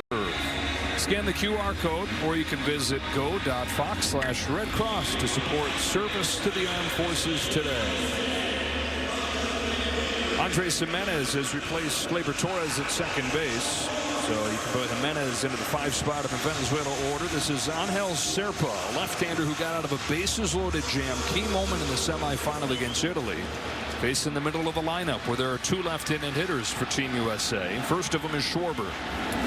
Strike 1 from Serpa. He is so tough on left-handers. That angle and that slingshot fastball, and of course the breaking ball. But, whoo, man, Team USA, if they've ever dug deep and ever wanted a major comeback, now it's got to be the time. One of their leaders up there in Schwarber. Check swing. 1 ball, 1 strike. Schwarber set a record last year, major league record for home runs for a left-handed hitter against a left-handed pitcher. 23 of them out of his National League leading 56. Down 1-2. The word for Dan Bellino.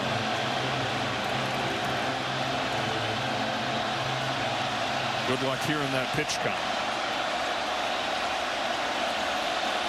Middle infielders get to wear an earpiece too. Just misses.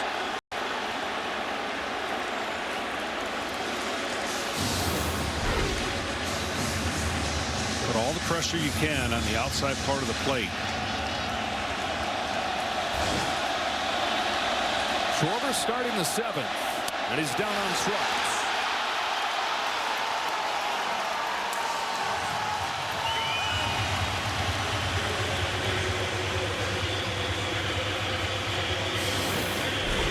This is just paint. Pressure, I said, on the outside part of the strike zone. Hard to lay off of all of them. 26-year-old traded from Kansas City to Milwaukee this offseason. Buzzes Alex Bregman. Was grounded out twice. Roman Anthony waits on deck as Bregman waits on this 1-0. Strike 1, and we check in with Ken. Joe, 2 points about the lack of offense. Most of the best U.S. hitters are on this team. Corbin Carroll got hurt. Yes, Pete Alonso joined a new team this offseason. But the best of the best, they're pretty much here. The other point, the U.S. had a clear scheduling advantage. No day off between the semifinal and final for Venezuela. No day of rest for their relievers. And yet, all of this is happening a little inexplicable. Here comes the 2-1 pitch to Alex Bregman. And in a lot of ways, it's baseball being baseball, where every day during the regular season you see a bad team beat a good team, but it's all compressed, it's all magnified in this single knockout tournament once you get through group play. Down the line, Garcia calmly chucks it across and gets it.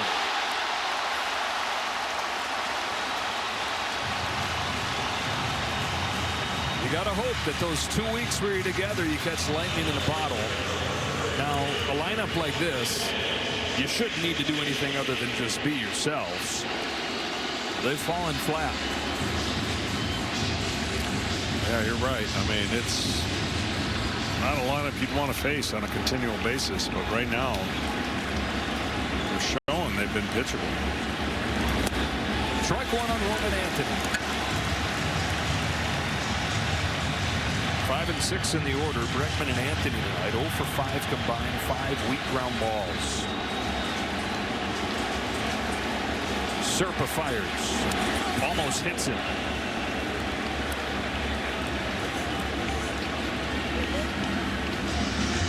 Still some poppers on the bench, like, and right there, Cal Raleigh. 60 home runs a year ago. Hunter Henderson still available.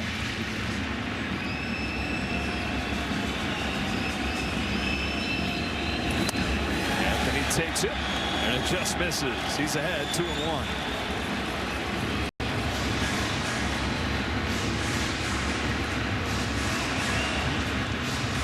Roman at a nearby West Palm Beach, a park where he grew up coming to games.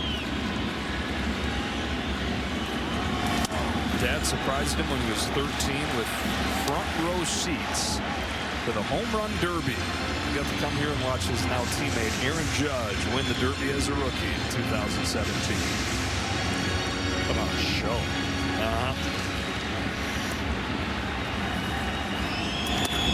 Anthony takes the walk, and again the Americans get the tying run to the plate with 2 out.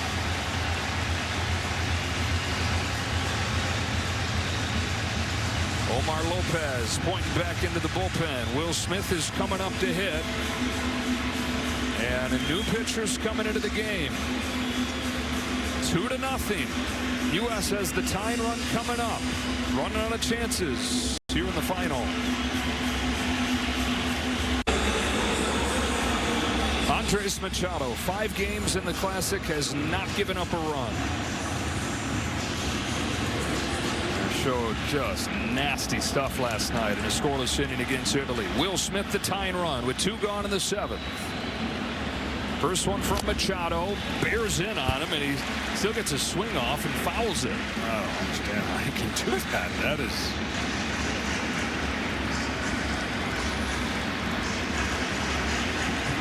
Seven outs for Omar Lopez to have to account for here. And he's down to his last 2 big arms. He's got Machado right here, and then he's got Palencia for the 9th. So you'd figure he's looking at Machado for 4 outs. 0-2 on Will Smith. 8 strikeouts and no walks. Shows you how dominant he's been.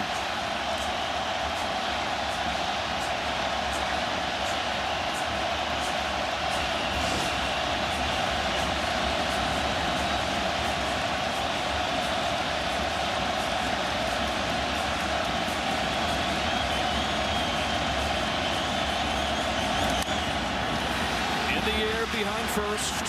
Jimenez to the foul line. He's got it.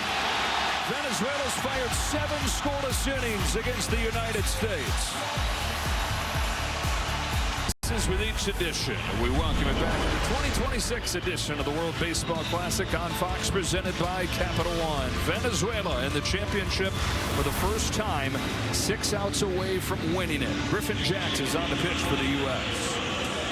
Jack's got to do the same thing that the other guys have. Keep it right there and hope the offense can get going. He has electric stuff. A lot of swing and miss on his breaking ball, and he's going to need that for the top. Jax, who is a graduate of the Air Force Academy, faces 9-1-2 in the Venezuela order. Jackson Chorio leads off, then Acuna, then Garcia. He's in there with a strike. The U.S. has pitched well, really all tournament, with the exception of the Italy game. Tonight, no exception. 2 runs allowed by McClain in his 4 2/3. Keller and Vess have combined for 2 1/3 scoreless relief. 0-2 on Chorio. If you had heard the pitching numbers and then had to predict where USA would have wound up, you'd figure it was cruising to a championship. Yeah, really. I mean, 3 pitches, 1 out. You know, the flip of the coin, if you will, is about the offense, because these guys are all putting in the work, trying to get ready. but trying to be great, you know, and trying to be on time. And there has been 0 hard hit balls other than that first one you talked about. That's how off balance they have made our offense look for Team USA, and give Venezuela all the credit for that. They've executed a game plan. Salvador Perez has called an incredible game, and you said it, 6 outs away. We're going to have Machado going back out there for the 8th. Palencia ready for the 9th as Acuna bounces one to short for Bobby Witt Jr. 2 gone in the 8th. We're watching in the big cities like Caracas and Maracaibo and Valencia. We're watching in La Sabana, which is where Ronald Acuna is from, where the guy coming up here, Michael Garcia, is from. Small town, you've got to take an off-road vehicle just to get there. They don't have roads to La Sabana. Fishing village of about 10,000 people. And this tiny village has produced more than 50 pro ball players. That includes 3 All-Stars. Acuna, Garcia, both All-Stars. Acuna's got a brother playing for the New York Mets. He's got 2 younger brothers that are coming. And their cousin right here in Garcia. For a town that has produced more pro baseball players per capita than any other in the world. La Sabana.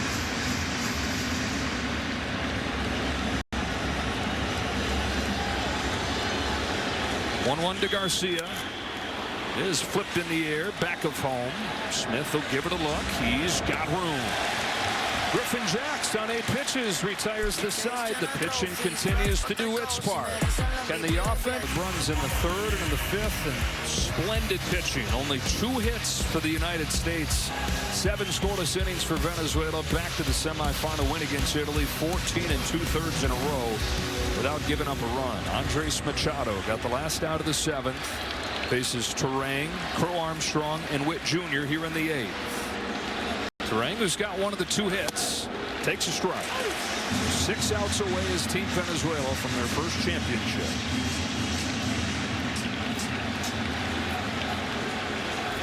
Machado, who's been one of the top closers in Japan the last few years. Hadn't pitched in the majors in 3 years. Might get himself a big league job sometime soon.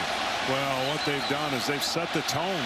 It seems like, I know it hasn't been every batter, but it seems like strike 1, 1 and 2, 0 and 2. It seems like they're ahead of the hitters, and they're outguessing what the USA hitters are looking for.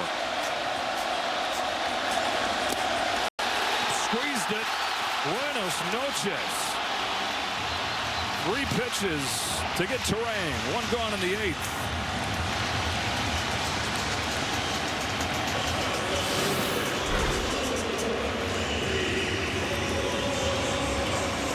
Changeup off speed after attacking him with fastballs.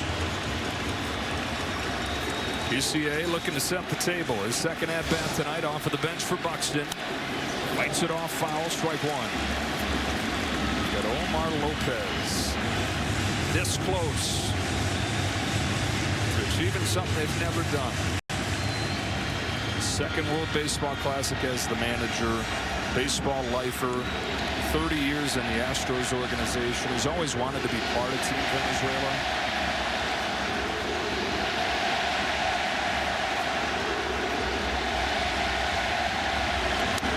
Soft bouncer, Crow Armstrong hustling. Jimenez is as well. 2 out.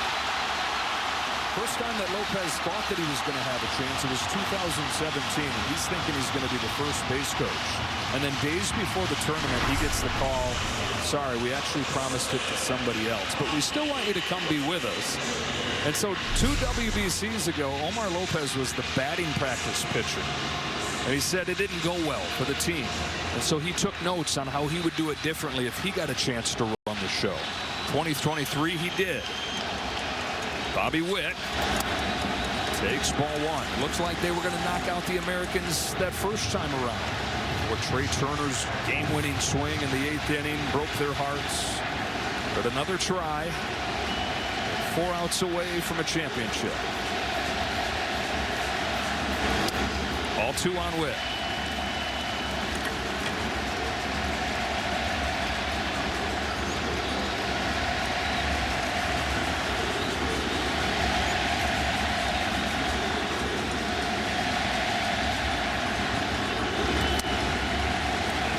3.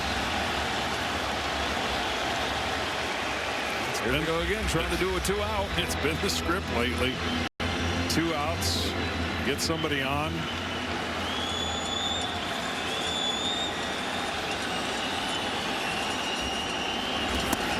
It's a 4-pitch walk and a 3rd consecutive inning, Johnny, where they've gotten a 2-out base runner.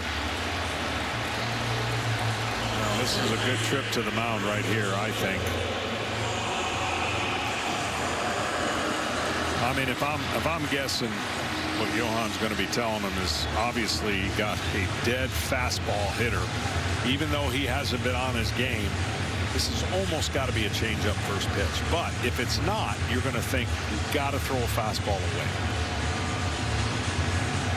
I've been saying all tournament, you figure Harper, if the U.S. is going to win it, is going to make his mark at some point. I wasn't thinking it was going to come down to what might be his last at-bat of the tournament and still be saying that. Alas, here we are. Bryce Harper representing the tying run with 2 outs in the 8th inning.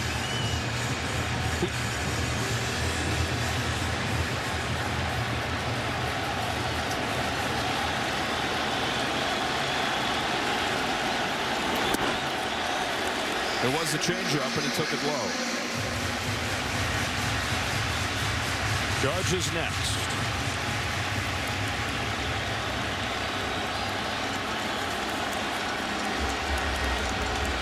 Machado's 1-0 pitch. Harper sends a fly ball to deep center field. Better late than never. Bryce Harper has tied the championship.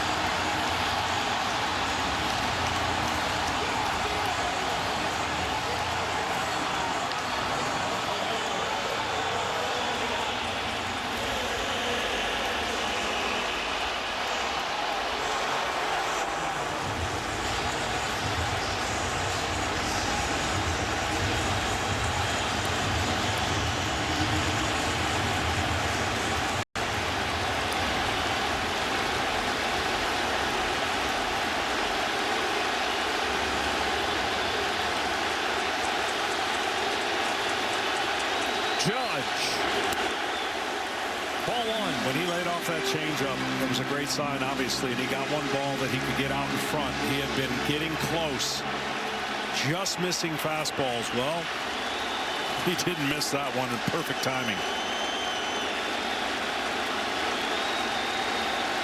Harper makes his mark. Now it's Aaron Judge fouling it off, and it's 1-1. You're wondering how Team USA got home field advantage to be in this position. Boom.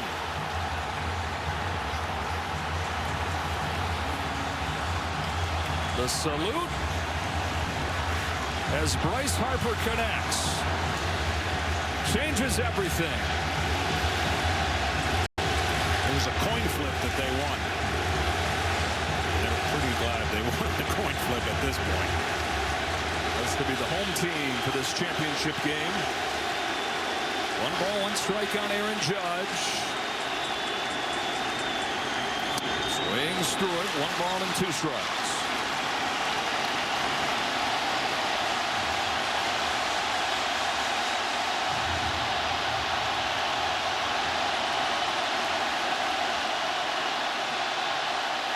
The challenge here is going to be, for the pitching standpoint, if it stays tied for a while, that is going to be a big challenge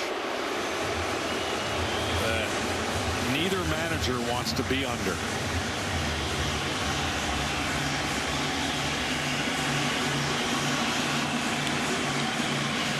Well, the guys you saw warming down there, Molina and Sanchez, not exactly the top arms. Valencia, the guy that they wanted to get to close this game. 1-2 to Judge is right at the knees for strike 3 to end the inning. Third strikeout of the night for Judge. But Bryce Harper has changed everything. He finally connects. And a classic is searching for it. Just in the nick of time. The World Baseball Classic Championship is tied to the 9th inning. Bryce Harper, a 2-run home run in the bottom of the 8th inning to save the U.S. Tied up to the top of the 9th. And with 3, 4, and 5 coming up for Venezuela, Garrett Whitlock is on the pitch. He's been awesome. He's on attack, and he's throwing strikes. So Team USA needs to. And Whitlock knows when you get those 2 runs to tie the game, you got to get that first hitter out. It's a rise, and he almost hits him. 1 ball and no strikes. With this game tied, the longer it goes, the better it's in the favor of the United States, because Venezuela has gone through all its top relievers, with the exception of Daniel Palencia, who Tom Verducci told us they can only use in a safe situation. Here's a 2-0 and a strike on a rise. We got Whitlock right here. Mark DeRosa still has Mason Miller.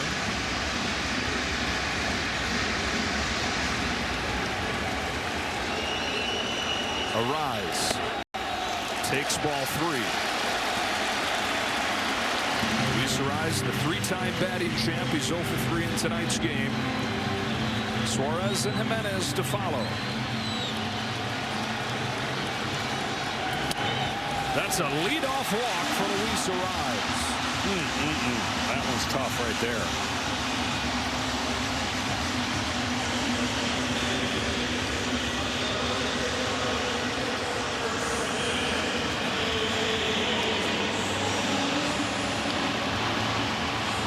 And they will pinch run for Arraez. Javier Sinoja is going to come in. And Eugenio Suarez is going to come up.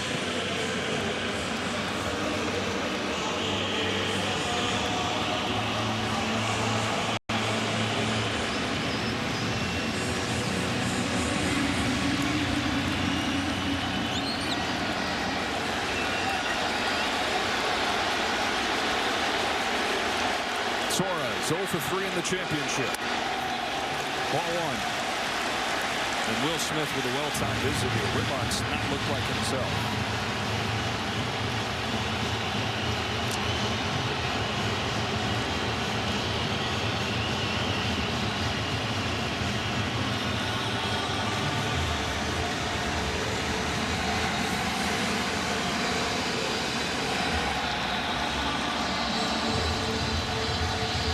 Suarez, who had 49 home runs last year, he's hit 325 of them in his major league career. That's 3rd all-time for players from Venezuela. Andres Galarraga's got more, and his hitting coach Team Venezuela, Miguel Cabrera, the only guys with more. Over in Sinoja, who does not have great speed, only upgrading a touch while taking Luis Arraez's bat out of this game should it continue. That is Tyler Rogers getting ready.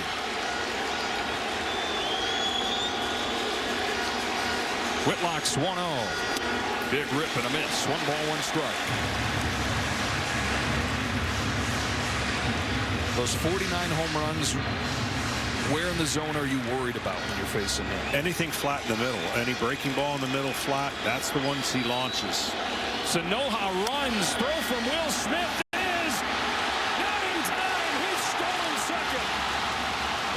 In there, it looked like on time, but Terrain having to pick the throw didn't quite get the tag on him immediately.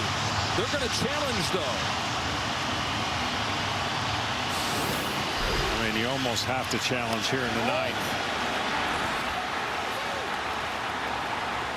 On the field is the runner is safe at second base.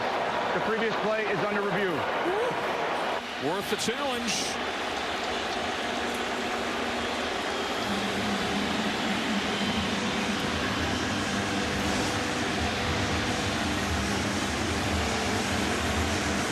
Javier Sinoja pinch running for Luis Arraez.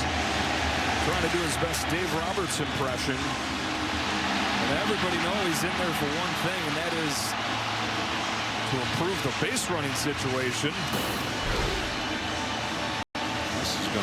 close. You can't tell whether the spikes hit or not, and you can see the bag move. It looks just fraction whether or not he lifted up his cleat as he kept the tag on. This will be a better angle. Good pick. Man, got to be pretty clear to overturn it. 23-year-old who plays right here in Miami for the Marlins. Here's the call.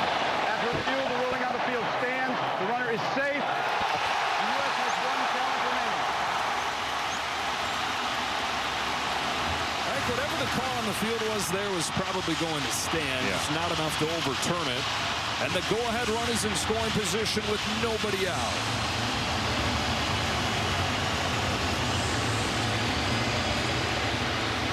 Two balls and a strike on Suarez.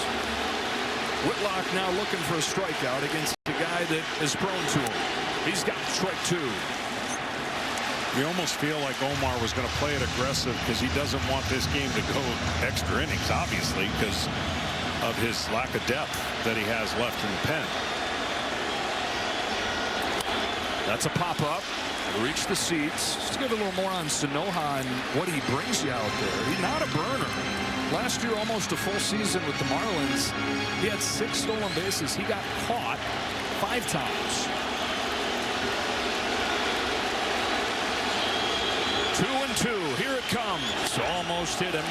Ball 3. Arms in the outfield for Team USA. All of them really good, especially in right. And Aaron Judge.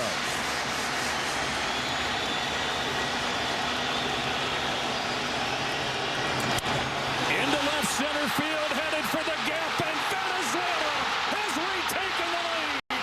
And Eugenio Suarez just like that.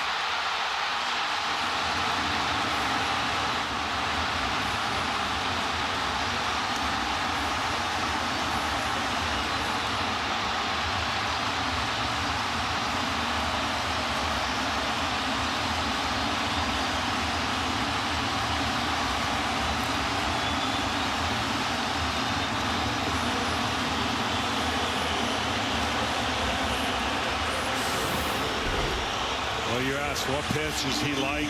It's the flat pitch over the middle of the plate.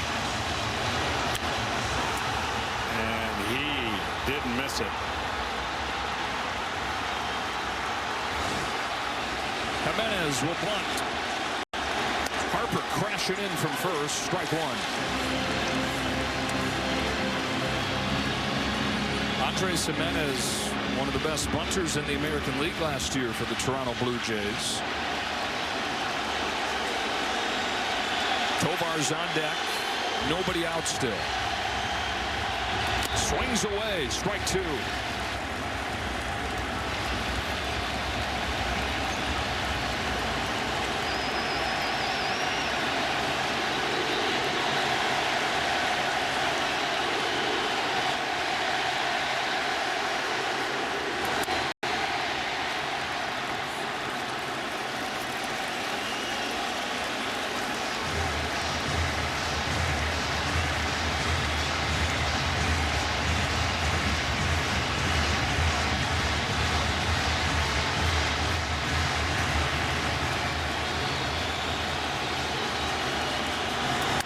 Slaps it foul.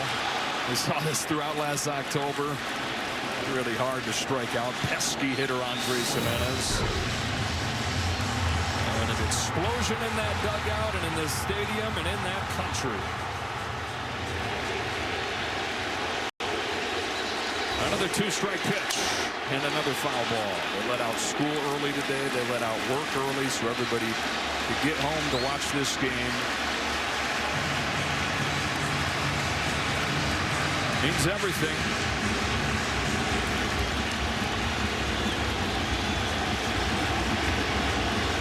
Whitlock tries again and fouls it again.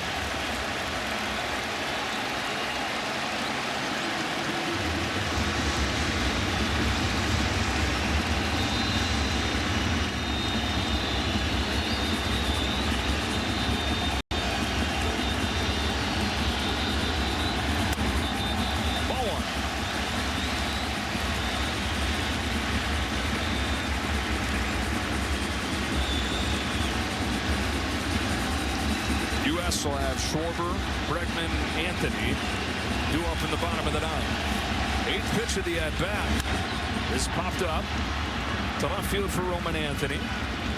And the first out.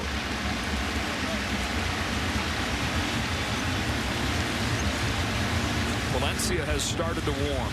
One condition that the Cubs agreed to that Omar Lopez could use him in, be a ninth inning save situation. And that's what it's looking like he's going to have. Garrett Whitlock gives up his first run of the tournament at the worst time. Top of the ninth inning of the championship. Right after Harper's home run ties it, a leadoff walk to Luis Arraez and a go-ahead double from Eugenio Suarez. In the top of the ninth, and Tyler Rogers comes on here for Garrett Whitlock. The hitter's Ezekiel Tovar with a runner at second and one away. Unique look. Frisbees it up there at 73. Ball one.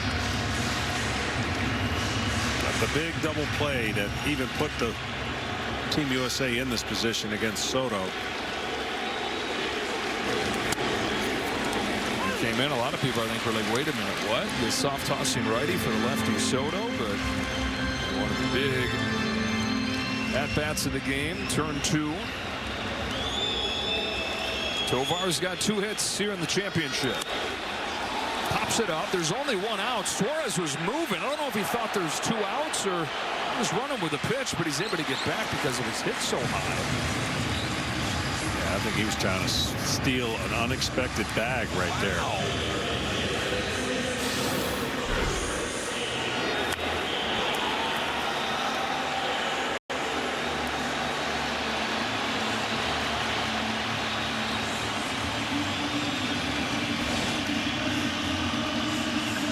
Suarez has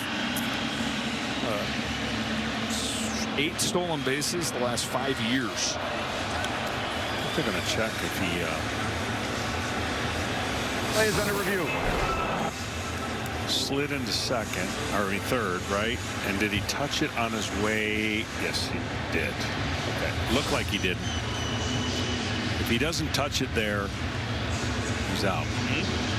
Well, that happened to his countryman Jose Altuve in a postseason game a couple years back.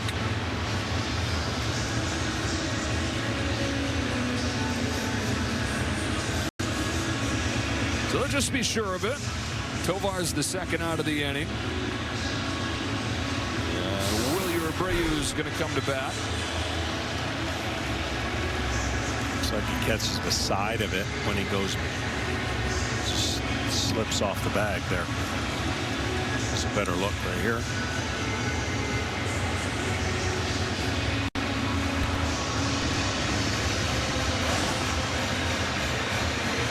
Lucky for him, that ball was hit a mile high. After review, the ruling on the field is confirmed. The runner did properly retouch. The U.S. is out of challenges for the remainder of the game.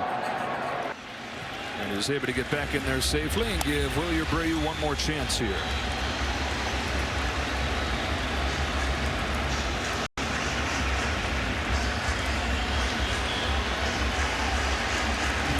Abreu's home run in the 5th made it 2-0. They're going to put him on intentionally and bring up Salvador Perez for one more at bat.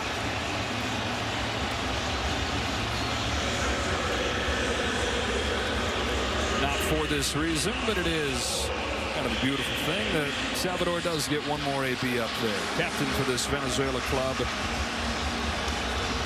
Omar Lopez said, hey, start Contreras in the semifinal. If we get to the championship, you're back in there.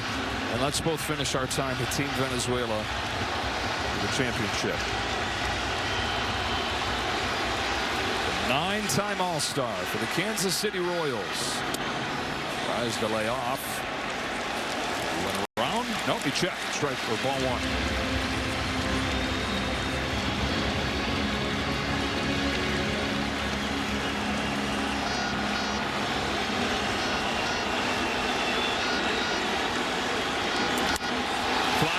Field, Roman Anthony going back shy of the track. He's got it. Fasten those seatbelts. To the bottom of the ninth we go. Venezuela's retaken the lead. Schwarber, Bregman, Anthony. First base for Venezuela after Riser's pinch run for. Daniel Palencia, who saved last night's game in the semifinal. The Cubs called Omar Lopez this morning and said because of that, they didn't want Venezuela using it. But Lopez negotiated with him. He said, come on, once in a lifetime chance here. And they agreed one situation you can use it. Ninth inning, save situation. And the double from Eugenio Suarez just opened the door to that. Well, he throws absolute gas, and he struck out 5 of the 11 hitters he has faced. And USA is going to need one more moment to keep this game going, or they're going to lose the same score 2 times in a row, right? 3-2 to Japan, and they're down 3-2 here. 3 straight left-handed hitters going to come up here. Kyle Schwarber taking ball 1 from Palencia. Gunnar Henderson will pinch hit for Alex Bregman. And it's Roman Anthony.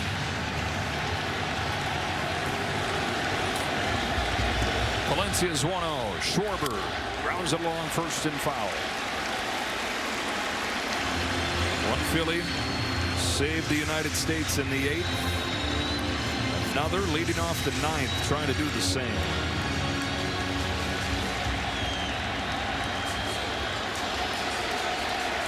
Kyle Schwarber down 1-2.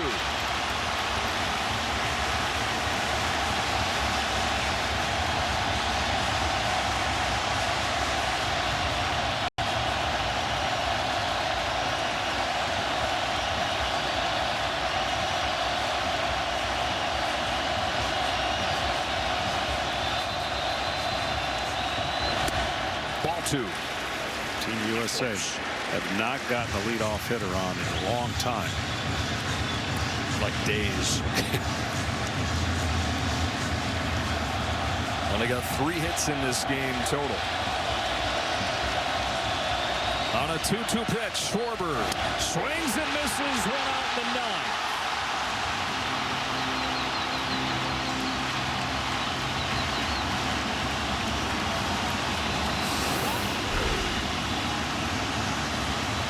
Top of the zone fastball.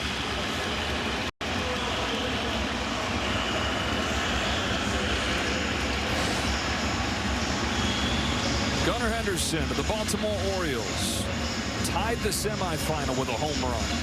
He's hitting .429 in the World Baseball Classic.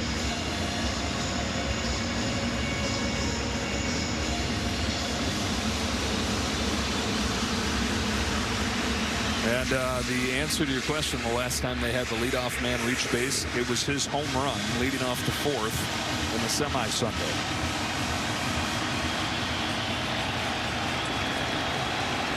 Well, the 24-year-old from Alabama, Henderson, watches ball 1.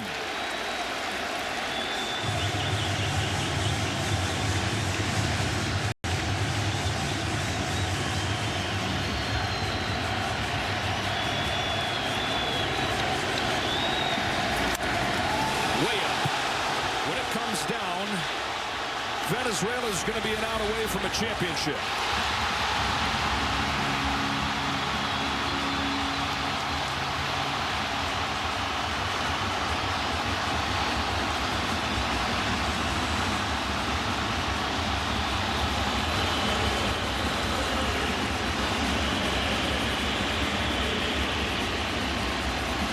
It's up to Roman Anthony.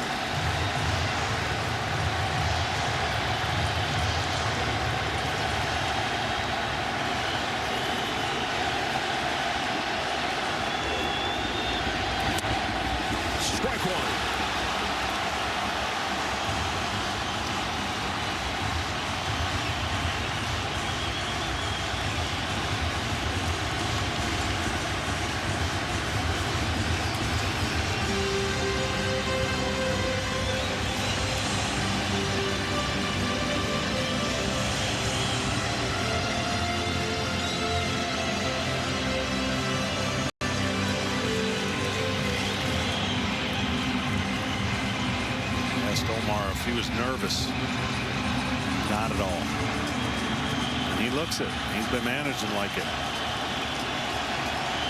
The 1-1 to Roman Anthony. Strike 2 to the inside corner.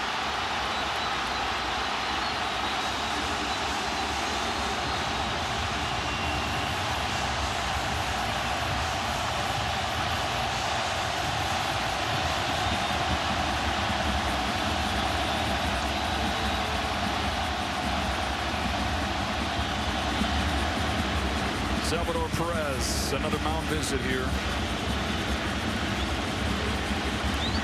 The United States down to its last strike.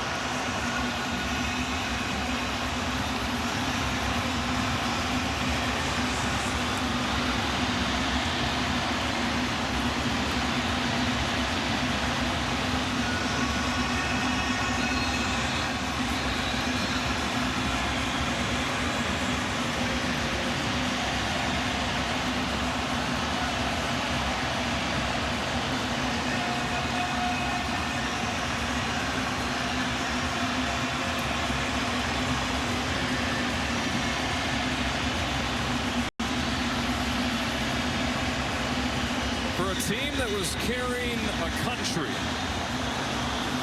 a World Baseball Classic title.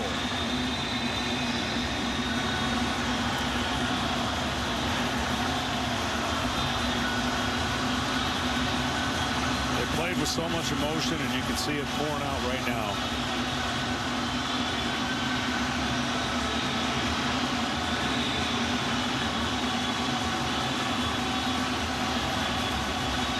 Tears of joy here. You know, there's tears and drums and dancing and smiling. Back in Venezuela, in Caracas, in Maracaibo, and Valencia.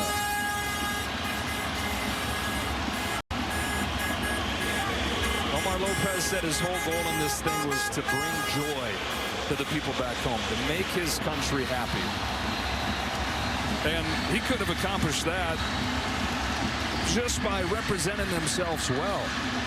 But they take down the defending champion Japan. They get past the surprise of the tournament in Italy, and then take down another juggernaut in the United States. They don't just make everybody happy, but they bring home the trophy, winning the WBC for the first time.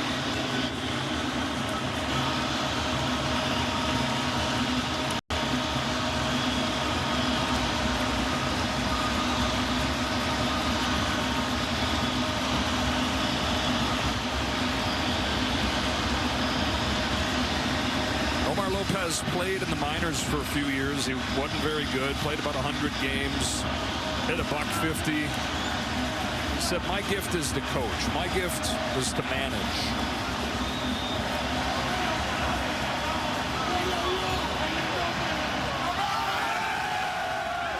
He just managed the greatest night in his country's baseball history.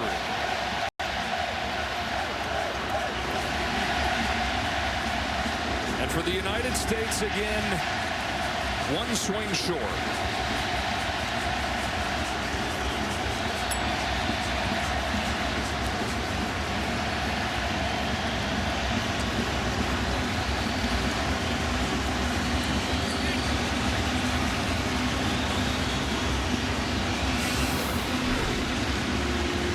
Down to Ken Rosenthal. Thanks, Joe. Hey, Eugenio, this is Venezuela's first WBC title. Can you describe what this means for your country? I mean, what can I say about this? It's amazing. God is good.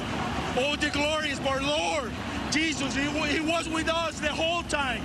We have to glorify, put his name in front of everything. And nobody believed in Venezuela, but now we win the championship today. And it's a celebration for all the Venezuelan country. Your go-ahead double in the ninth inning. What were you thinking when you were standing on second base? I just prayed at the time. Going to my family out there, they was happy for me. God is good, man. God is good. Eugenio, what made this team so special? The union. We are together the whole time. We're not just teammates, we are family. This team is awesome. We are family here. That's why we play with passion, with love, because we feel the jersey, we feel our country in front of us. That's why this is a lot for us as players, as a people, as a human beings, and as a Venezuelan. Now we are the champion. Eugenio, congratulations. Thank you so much. Now over to Tom Verducci. Thanks, Ken. Eduardo Rodriguez. There are so many tears of joy on this baseball field, including from you. We can say it for the first time. Venezuela is champions of the World Baseball Classic. What does that mean to you and the country? I mean, it means everything, you know.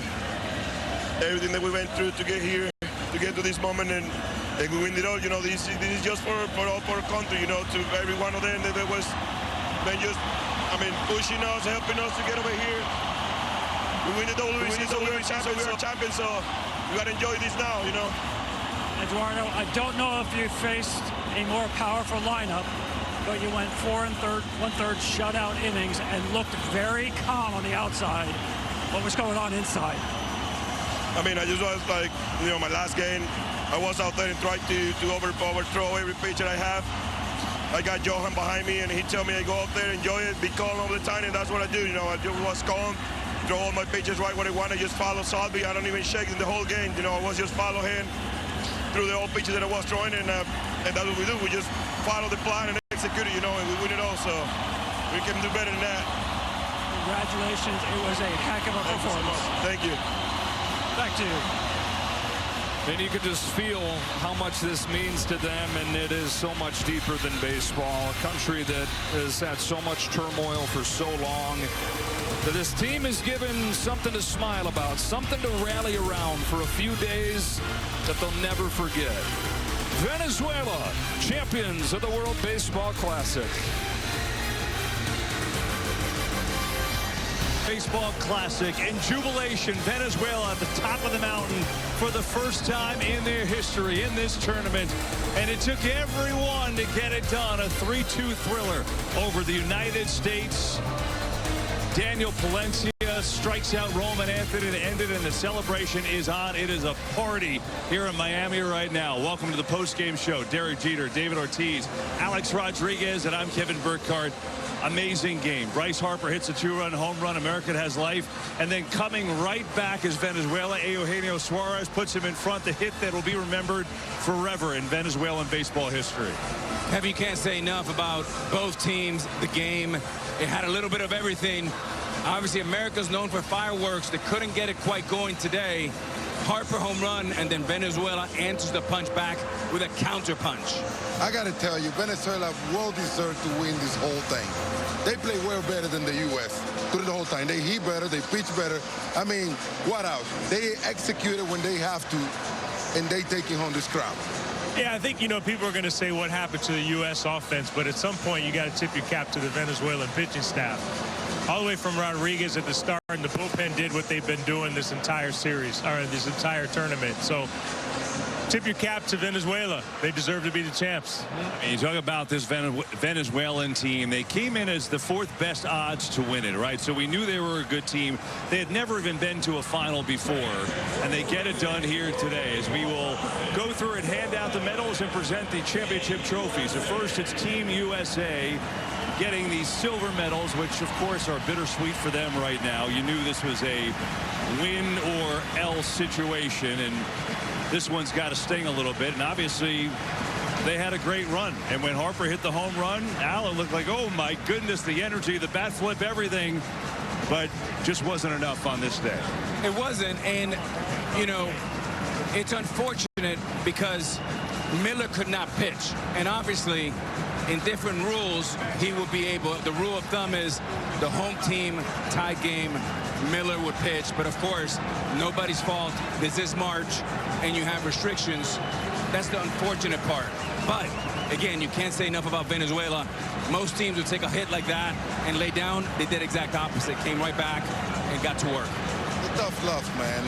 I gotta tell you, March have a lot to do with the U.S. not winning or executing the way they normally. This is a team full of studs. These guys, when they are good to go, when they are ready, they are unstoppable. Fortunately, you know, everybody's battling with balance, mechanic, timing, and that's why you see a team like this one not producing at the right time. You feel for him. You know, I mean, you look, nobody on that team has a smile on their face going through that line. It's a great deal of disappointment. This wasn't the expectations of anyone in that clubhouse coming into this tournament. But like we said, Venezuela played better. They deserve to be the champions, but you can see the disappointment on the U.S. players' faces. You know, you wonder what they're going to think about through this one. Obviously, a well-played and well-pitched game from both sides.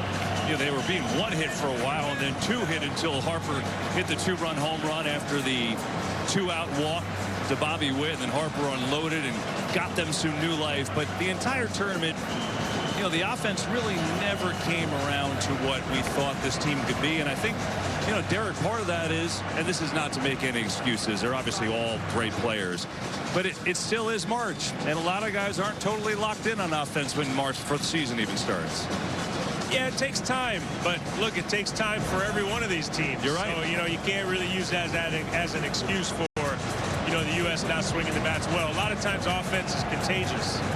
Good offense and bad offense. You sit around, you're waiting for that one or two things to happen and then a domino effect, but it just never really got going with an exception of the first couple games. I gotta tell you, Kevin, you know, I've been in this situation in the losing locker room, and it's never fun. And there's a bunch of great, classy guys. They put a lot of energy, a lot of effort. You see Commissioner Rob Manfred. He's very proud of the whole American team. He's also very proud of the whole Venezuelan team. But this is the bad part about competition. Somebody has to win and somebody has to lose. But I still tip my cap to both sides, and America did a good job as well. I gotta tell you guys, one thing that, as being part of the Dominican team front office, and looking at the guys, especially batters, how they got prepared. Everybody kind of start working on their timings and stuff like that way earlier than when they put the team together. And I think that's what the U.S. need to go to so they can come in a better type of shape when it comes down to hitting. Because pitching get ready faster than batter.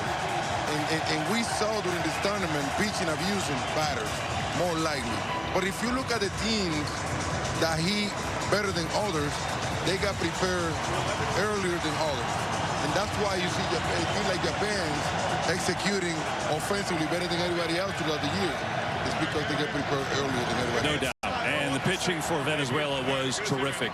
Really this entire tournament. Certainly again today as you see Clayton Kershaw, who, you know, this was his final motion on a baseball field. Came out, of course, retired from the Dodgers last year. Came out, never ended up pitching, but came to be with this team. And again, bittersweet moment for Team USA as they accept their silver medals. And a heck of a run to get here, and a great final game that they come up short as Venezuela sits and waits on the other side to receive the gold medal and the championship trophy for the first time in their history. As a matter of fact, this would be the first international competition win for Venezuela since 1945 in any international competition. Wow. So this is, for a great baseball nation, it's a long time coming. And you can only imagine what they're feeling in that nation right now. I mean, there's no one that's left this stadium here. As a matter of fact, after Venezuela won, Salvador Perez let everybody out on the field, and a rousing ovation from these Venezuelan fans here. A special moment in their history.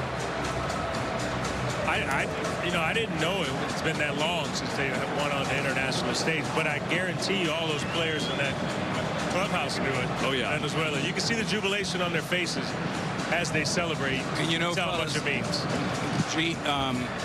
Jeet, Poppy, and KB. I know we all play Little League, and as you look at the monitor here, we've all had that moment. We've both been on the winning side and on the losing side. But whether you're 25, 35, or 45, you remember being a 10-year-old boy and getting that medal and representing your team or your country. And look at this guy right here, one of the greatest of all time.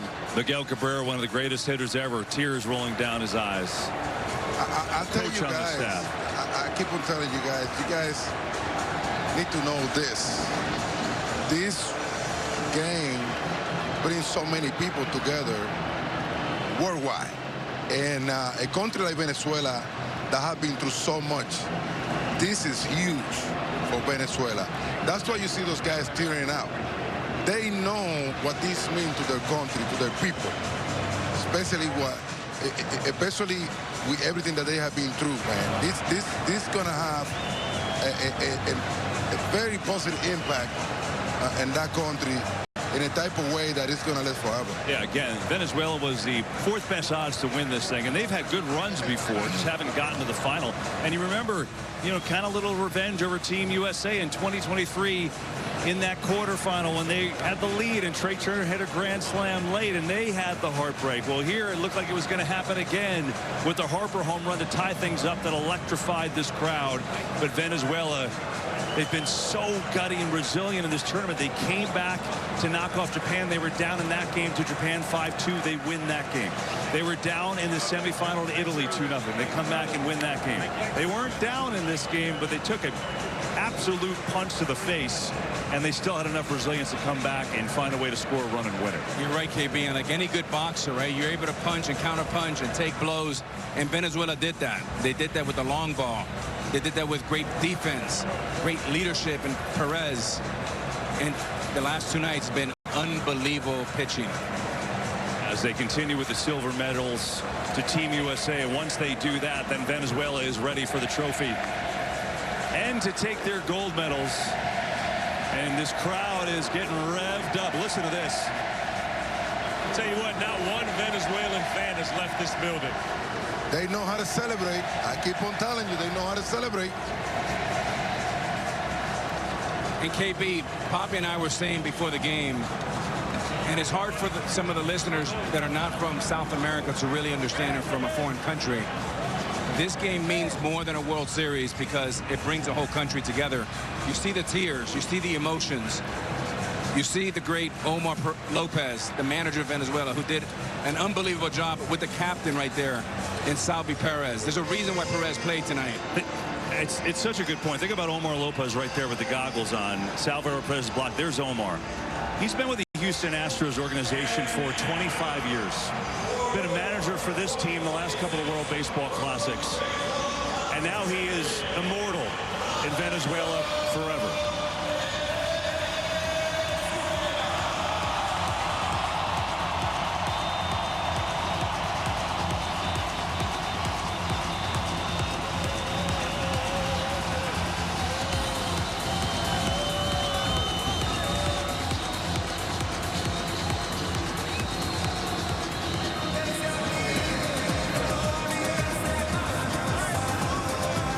The gold medals. What a scene this is here in Miami.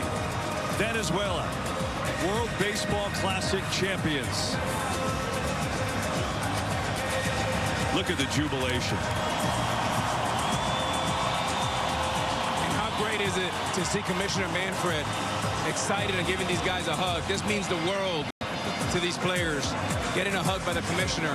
And Salvi Perez, who was #1, Poppy, he has a lot of the same attributes you had. Very lovable, a great leader, a great communicator, and a big-time clutch player. And there he is with a big hug. I tell you guys that having Salvador Perez behind the plate was huge tonight. And a night like tonight, you want to have the experience to play a role better than somebody that can get a couple of hits.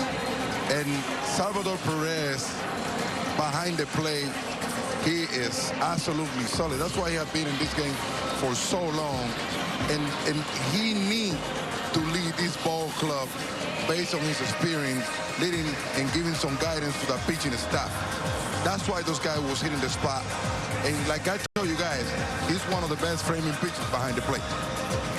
He's the elder statesman. Yeah. Right? You know, you never want to say who it means more to, people playing on a team. But you talk about, I bet you he knows more about Venezuelan baseball history than any of those other players on that team. So it means a lot to him. Yeah, I think that's one of the many great stories for this team, and so many great players on this team, MVPs, all-stars, and even guys that haven't pitched in the majors in a while, guys that haven't been there.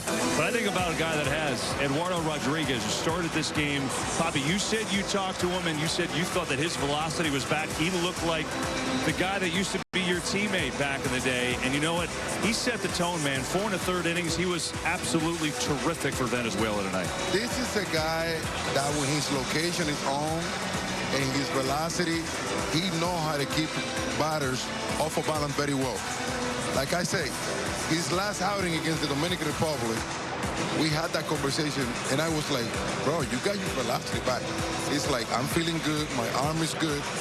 Now, in between that 95, 97 miles an hour fastball and that changeup, I'm more effective than when I was 93, 94, and then changeup 88, 89. That's what he did all night, guys. Locate his pitches. He got this great catcher behind the plate who give him guidance, and that great lineup that the U.S. have, he basically dominated all night long. We talked about early on that he needed to give them length. He gave them more than they needed, you know, because he went out there and he was pretty much dominating. And when you're facing a lineup like the U.S., I mean, you never have any room to breathe, but he was going through it like he was in mid-season form. Hey, Cap, there was a great shot of Johan Santana, was the pitching coach, and Miguel Cabrera, the hitting coach. And having a guy like Salvi Perez, experience matters this time of year, even though it's March, in these pivotal games. And having those guys around made a big difference.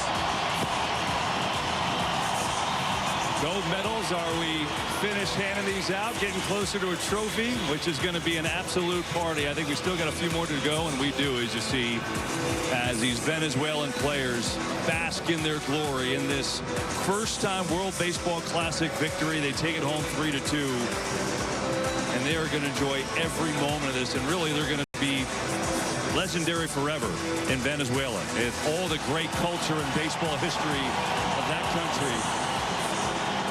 Cal Garcia had another big hit tonight. Sacrifice fly got them going. He had the game-winning hit last night. So I'm just get the medal there.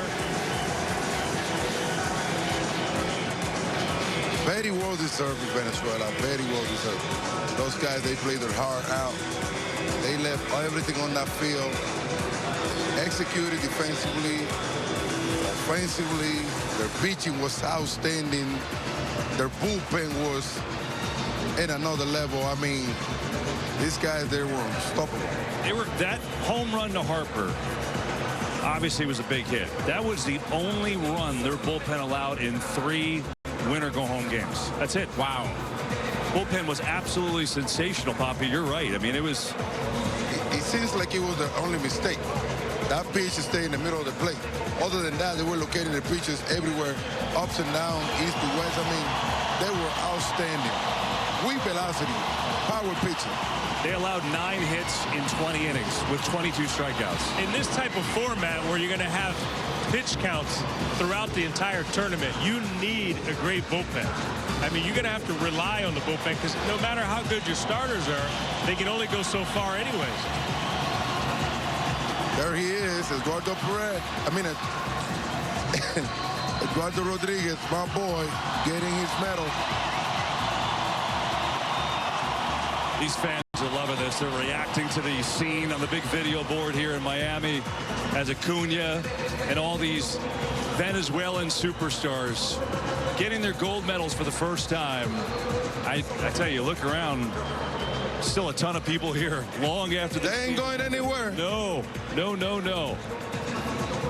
And one by one, they head up to that stage where they await the rest of their teammates, and they'll be getting a trophy in just a few minutes. Few more players to go. There's Johan. You guys competed against him. You know him well. That's my guy, Not man. a bad pitching coach, huh? Such a great human being. Incredible career. I mean, who better than him to be their pitching coach? And KB, he's one of the best that's ever done it, and is also a Hall of Fame person. And when you have great guys around like Johan Santana, Miggy Cabrera, they exude confidence. You don't want to let them down. There's a sense of fear. And that's why having these great guys around is such a help. Another guy right there, Martinez. Victor Martinez. They got all the studs out there coaching them, being around them, teaching them how to get it done. I mean, look at this guy right here. Miguel Cabrera. That's a masterpiece right there. Their coaches can make an all-star team right now, today. It doesn't matter how old they are. Wow. 2026 Outstanding. World Baseball Classic champion, la selección de Venezuela.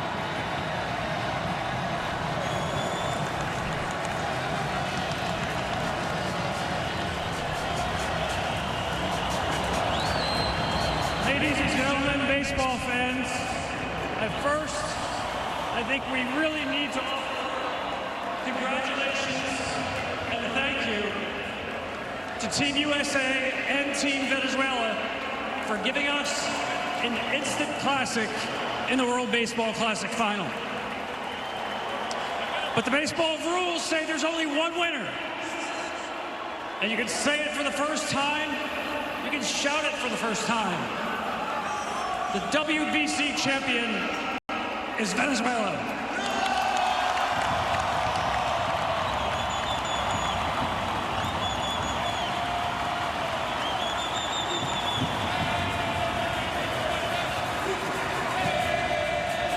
And there is probably nobody better to ask what this means than Omar Lopez. You told us when this team reached the semifinals, you were happy to give your country even a day or two of happiness. You've given them happiness to last a lifetime with this championship tonight. Can you put into words what this championship means for your country? This is very simple. We have number one, thanks God. Hay que darle gracias a Dios, mi gente. Número uno. Our country right now, they're gonna celebrate for about a week. This is for our country, this is para nuestro país. Gracias a toda la gente de Miami aquí también presente. Todos esos venezolanos, los queremos mucho, esto es para ustedes también. Juntos, unidos, construiremos nuestro país, se lo garantizo. Vamos arriba, Venezuela. About this game, all tournament, you moved your bullpen pieces like a grandmaster in chess. Running this game tonight, and I know before you told us you were never nervous. What was it like to run this game? You know what, when you have good people behind you, like Johan Santana, Robinson Chirinos, all the scouts, I don't know if they're on the stage right now, but there is a lot of good people and all the coaches that last night after our game, we went back to floor number 7 and we start to study USA until almost 3 o'clock in the morning. That was to win tonight, and we did it. And I couldn't do it by myself if I don't have these people behind me. No lo puedo hacer si no tenía ese grupo grande. Johan, toda nuestra gente, todos los scouts, gracias, gerente de operaciones, somos uno grande. Anoche estuvimos hasta tarde trabajando para darle esta alegría a ustedes y a todo el país. Gracias. Congratulations on a job so well done. One more piece of hardware to give out, and that is the World Baseball Classic Most Valuable Player. It's Miguel Garcia.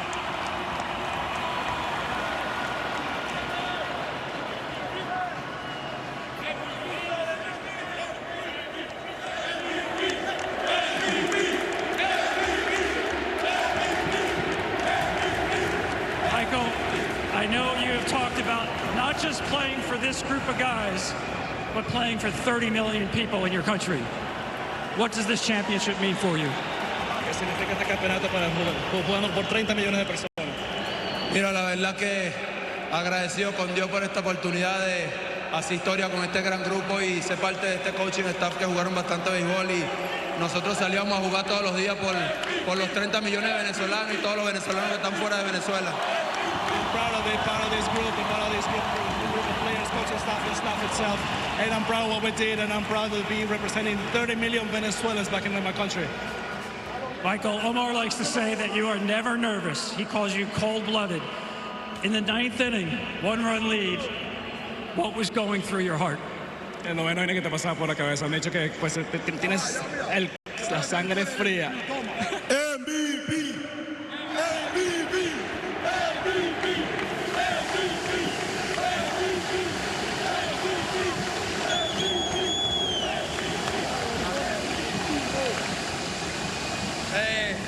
Solo estaba pensando en qué iba a hacer cuando ganáramos. Sabía que íbamos a ganar ese juego, confiaba en mi cerrador y gracias a Dios se dio la victoria y pudimos darle esa alegría al país.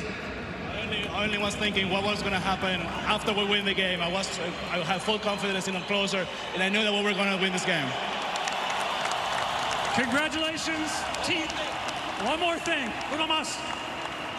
La próxima vez que hagan un ranking del Clásico Mundial, Venezuela es el número 1, los demás después que se arreglen. The next time you guys do a ranking about baseball, Venezuela is number 1. The rest, as you can see.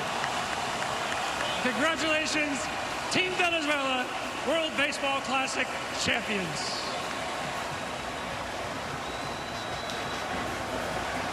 All right, Tom, thanks so much. Venezuela, indeed the World Baseball Classic champs. Check out great selection of authentic championship gear, including on-field caps, T-shirts, sweatshirts, and more. Show your pride. Grab official World Baseball Classic gear at MLBshop.com. Much more reaction from Miami. The post-game show continues. Salvador Perez, the captain of the Kansas City Royals, joins us and more. We're back. Con ventaja de una carrera. ¡Siéntate! ¡Gana Venezuela! Venezuela conquista el mundo del béisbol. Por primera vez. Ganan el Clásico Mundial. La Vinotinto celebra esta noche desde Miami hasta Caracas. That was the final electric call, Fox Deportes, and led to this. The trophy belongs to Venezuela for the first time in their history. There you go, lifted high in the air, and the captain, Salvador Perez, joins us now. And boy, are you happy, and you should be. Sal, you've done it all, right? You're one of the greatest catchers ever. You've won a World Series. Compare what this feels like right now. Oh, my God, that's unbelievable. I'm super happy. And now I feel like I can retire. Hey, I'm super excited, guys. I want to thank God first for everything, my country, all the people that support us. I know a lot of people don't believe in this thing, but we did it, and we're #1. Salvi, I met you in 2011 in your rookie year, and I kind of fell in love with who you were right away. You were always respectful. You always played hard. You always gave a lot of respect to the game of baseball. I'm going to give you 2 comps. And I was telling Poppy and Jeter and Kevin here, you remind me of 2 people, Magic Johnson and Big Poppy. Champions that everyone loves and respects. Thank you, Bruce. And you always have the right thing to do at the right time in the big moments. What was it about tonight that you did, knowing all those hitters, that made Rodriguez and that great young staff pitch so well? Hey, don't get me wrong, USA are one of the best lineup in this WBC. You guys know all these guys over there, they can hit. But I talked to Eduardo Rodriguez, hey, I know you go from 91 to 95. If you make your pitch, we're gonna be fine. So we do pretty good plan last night. We talk a little bit about the game plan tonight, and he don't change me. He don't check me one time. Wow. So that was impressive. I was impressed too. He don't check me one time, but he made the pitch, and we did it. That's what you said, Poppy. You said he's going to control this game. I told you, having this guy behind the plate tonight was magical. First of all, congratulations, my brother. Thank you, brother. You know you guys are family to me. Take this home. Oh, baby. American Sigo and smoke him out. Hey, and second of all, I want you to explain my colleague right here and everyone who is watching on TV what this means to the country of Venezuela. Oh, my God. I'm going to be honest with you guys, and nothing that I can hide, you know? All you guys see what happened and all that. And I know it's people super happy right now in my country.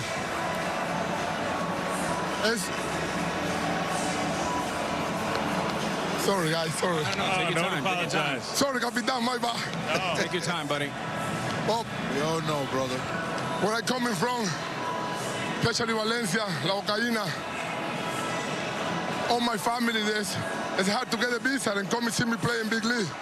I got some family that never had that opportunity. That's what I play in WBC and winter ball. So they had the opportunity to see me play, you know. I know they're super happy, and me a lot for my family and for all the people from Venezuela. Awesome. That's awesome, Sal. This is your 4th WBC. So if anyone on this team knows what the Venezuelan baseball program has gone through, it's been a long time since you've won a championship on the international stage. You were once a young kid looking up to those older players. What do you think that this does for the younger generation of baseball fans looking up to this group right here? I hope they see how we play and they prepare and they sacrifice themselves, because this field is amazing, you know, and that's why you guys did it for us. All you guys did it for us. The way I grew up in baseball, see you guys play hard. I remember what you tell me, be humble and play hard. I remember that, 2011, when you come into here, Captain. I never forget that.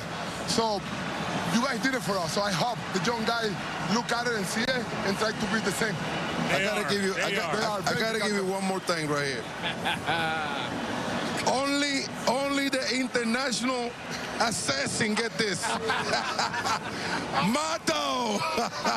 Bobby, T-shirts, cigars. Oh man, he got it all. He deserves it all. He's the champ, man. Come on, man. Go celebrate, brother. Guys, thank you. Go celebrate is right. The one and only Salvador Perez, team captain. The champ is here. World Baseball. The champ is here. For the first time. champ is here.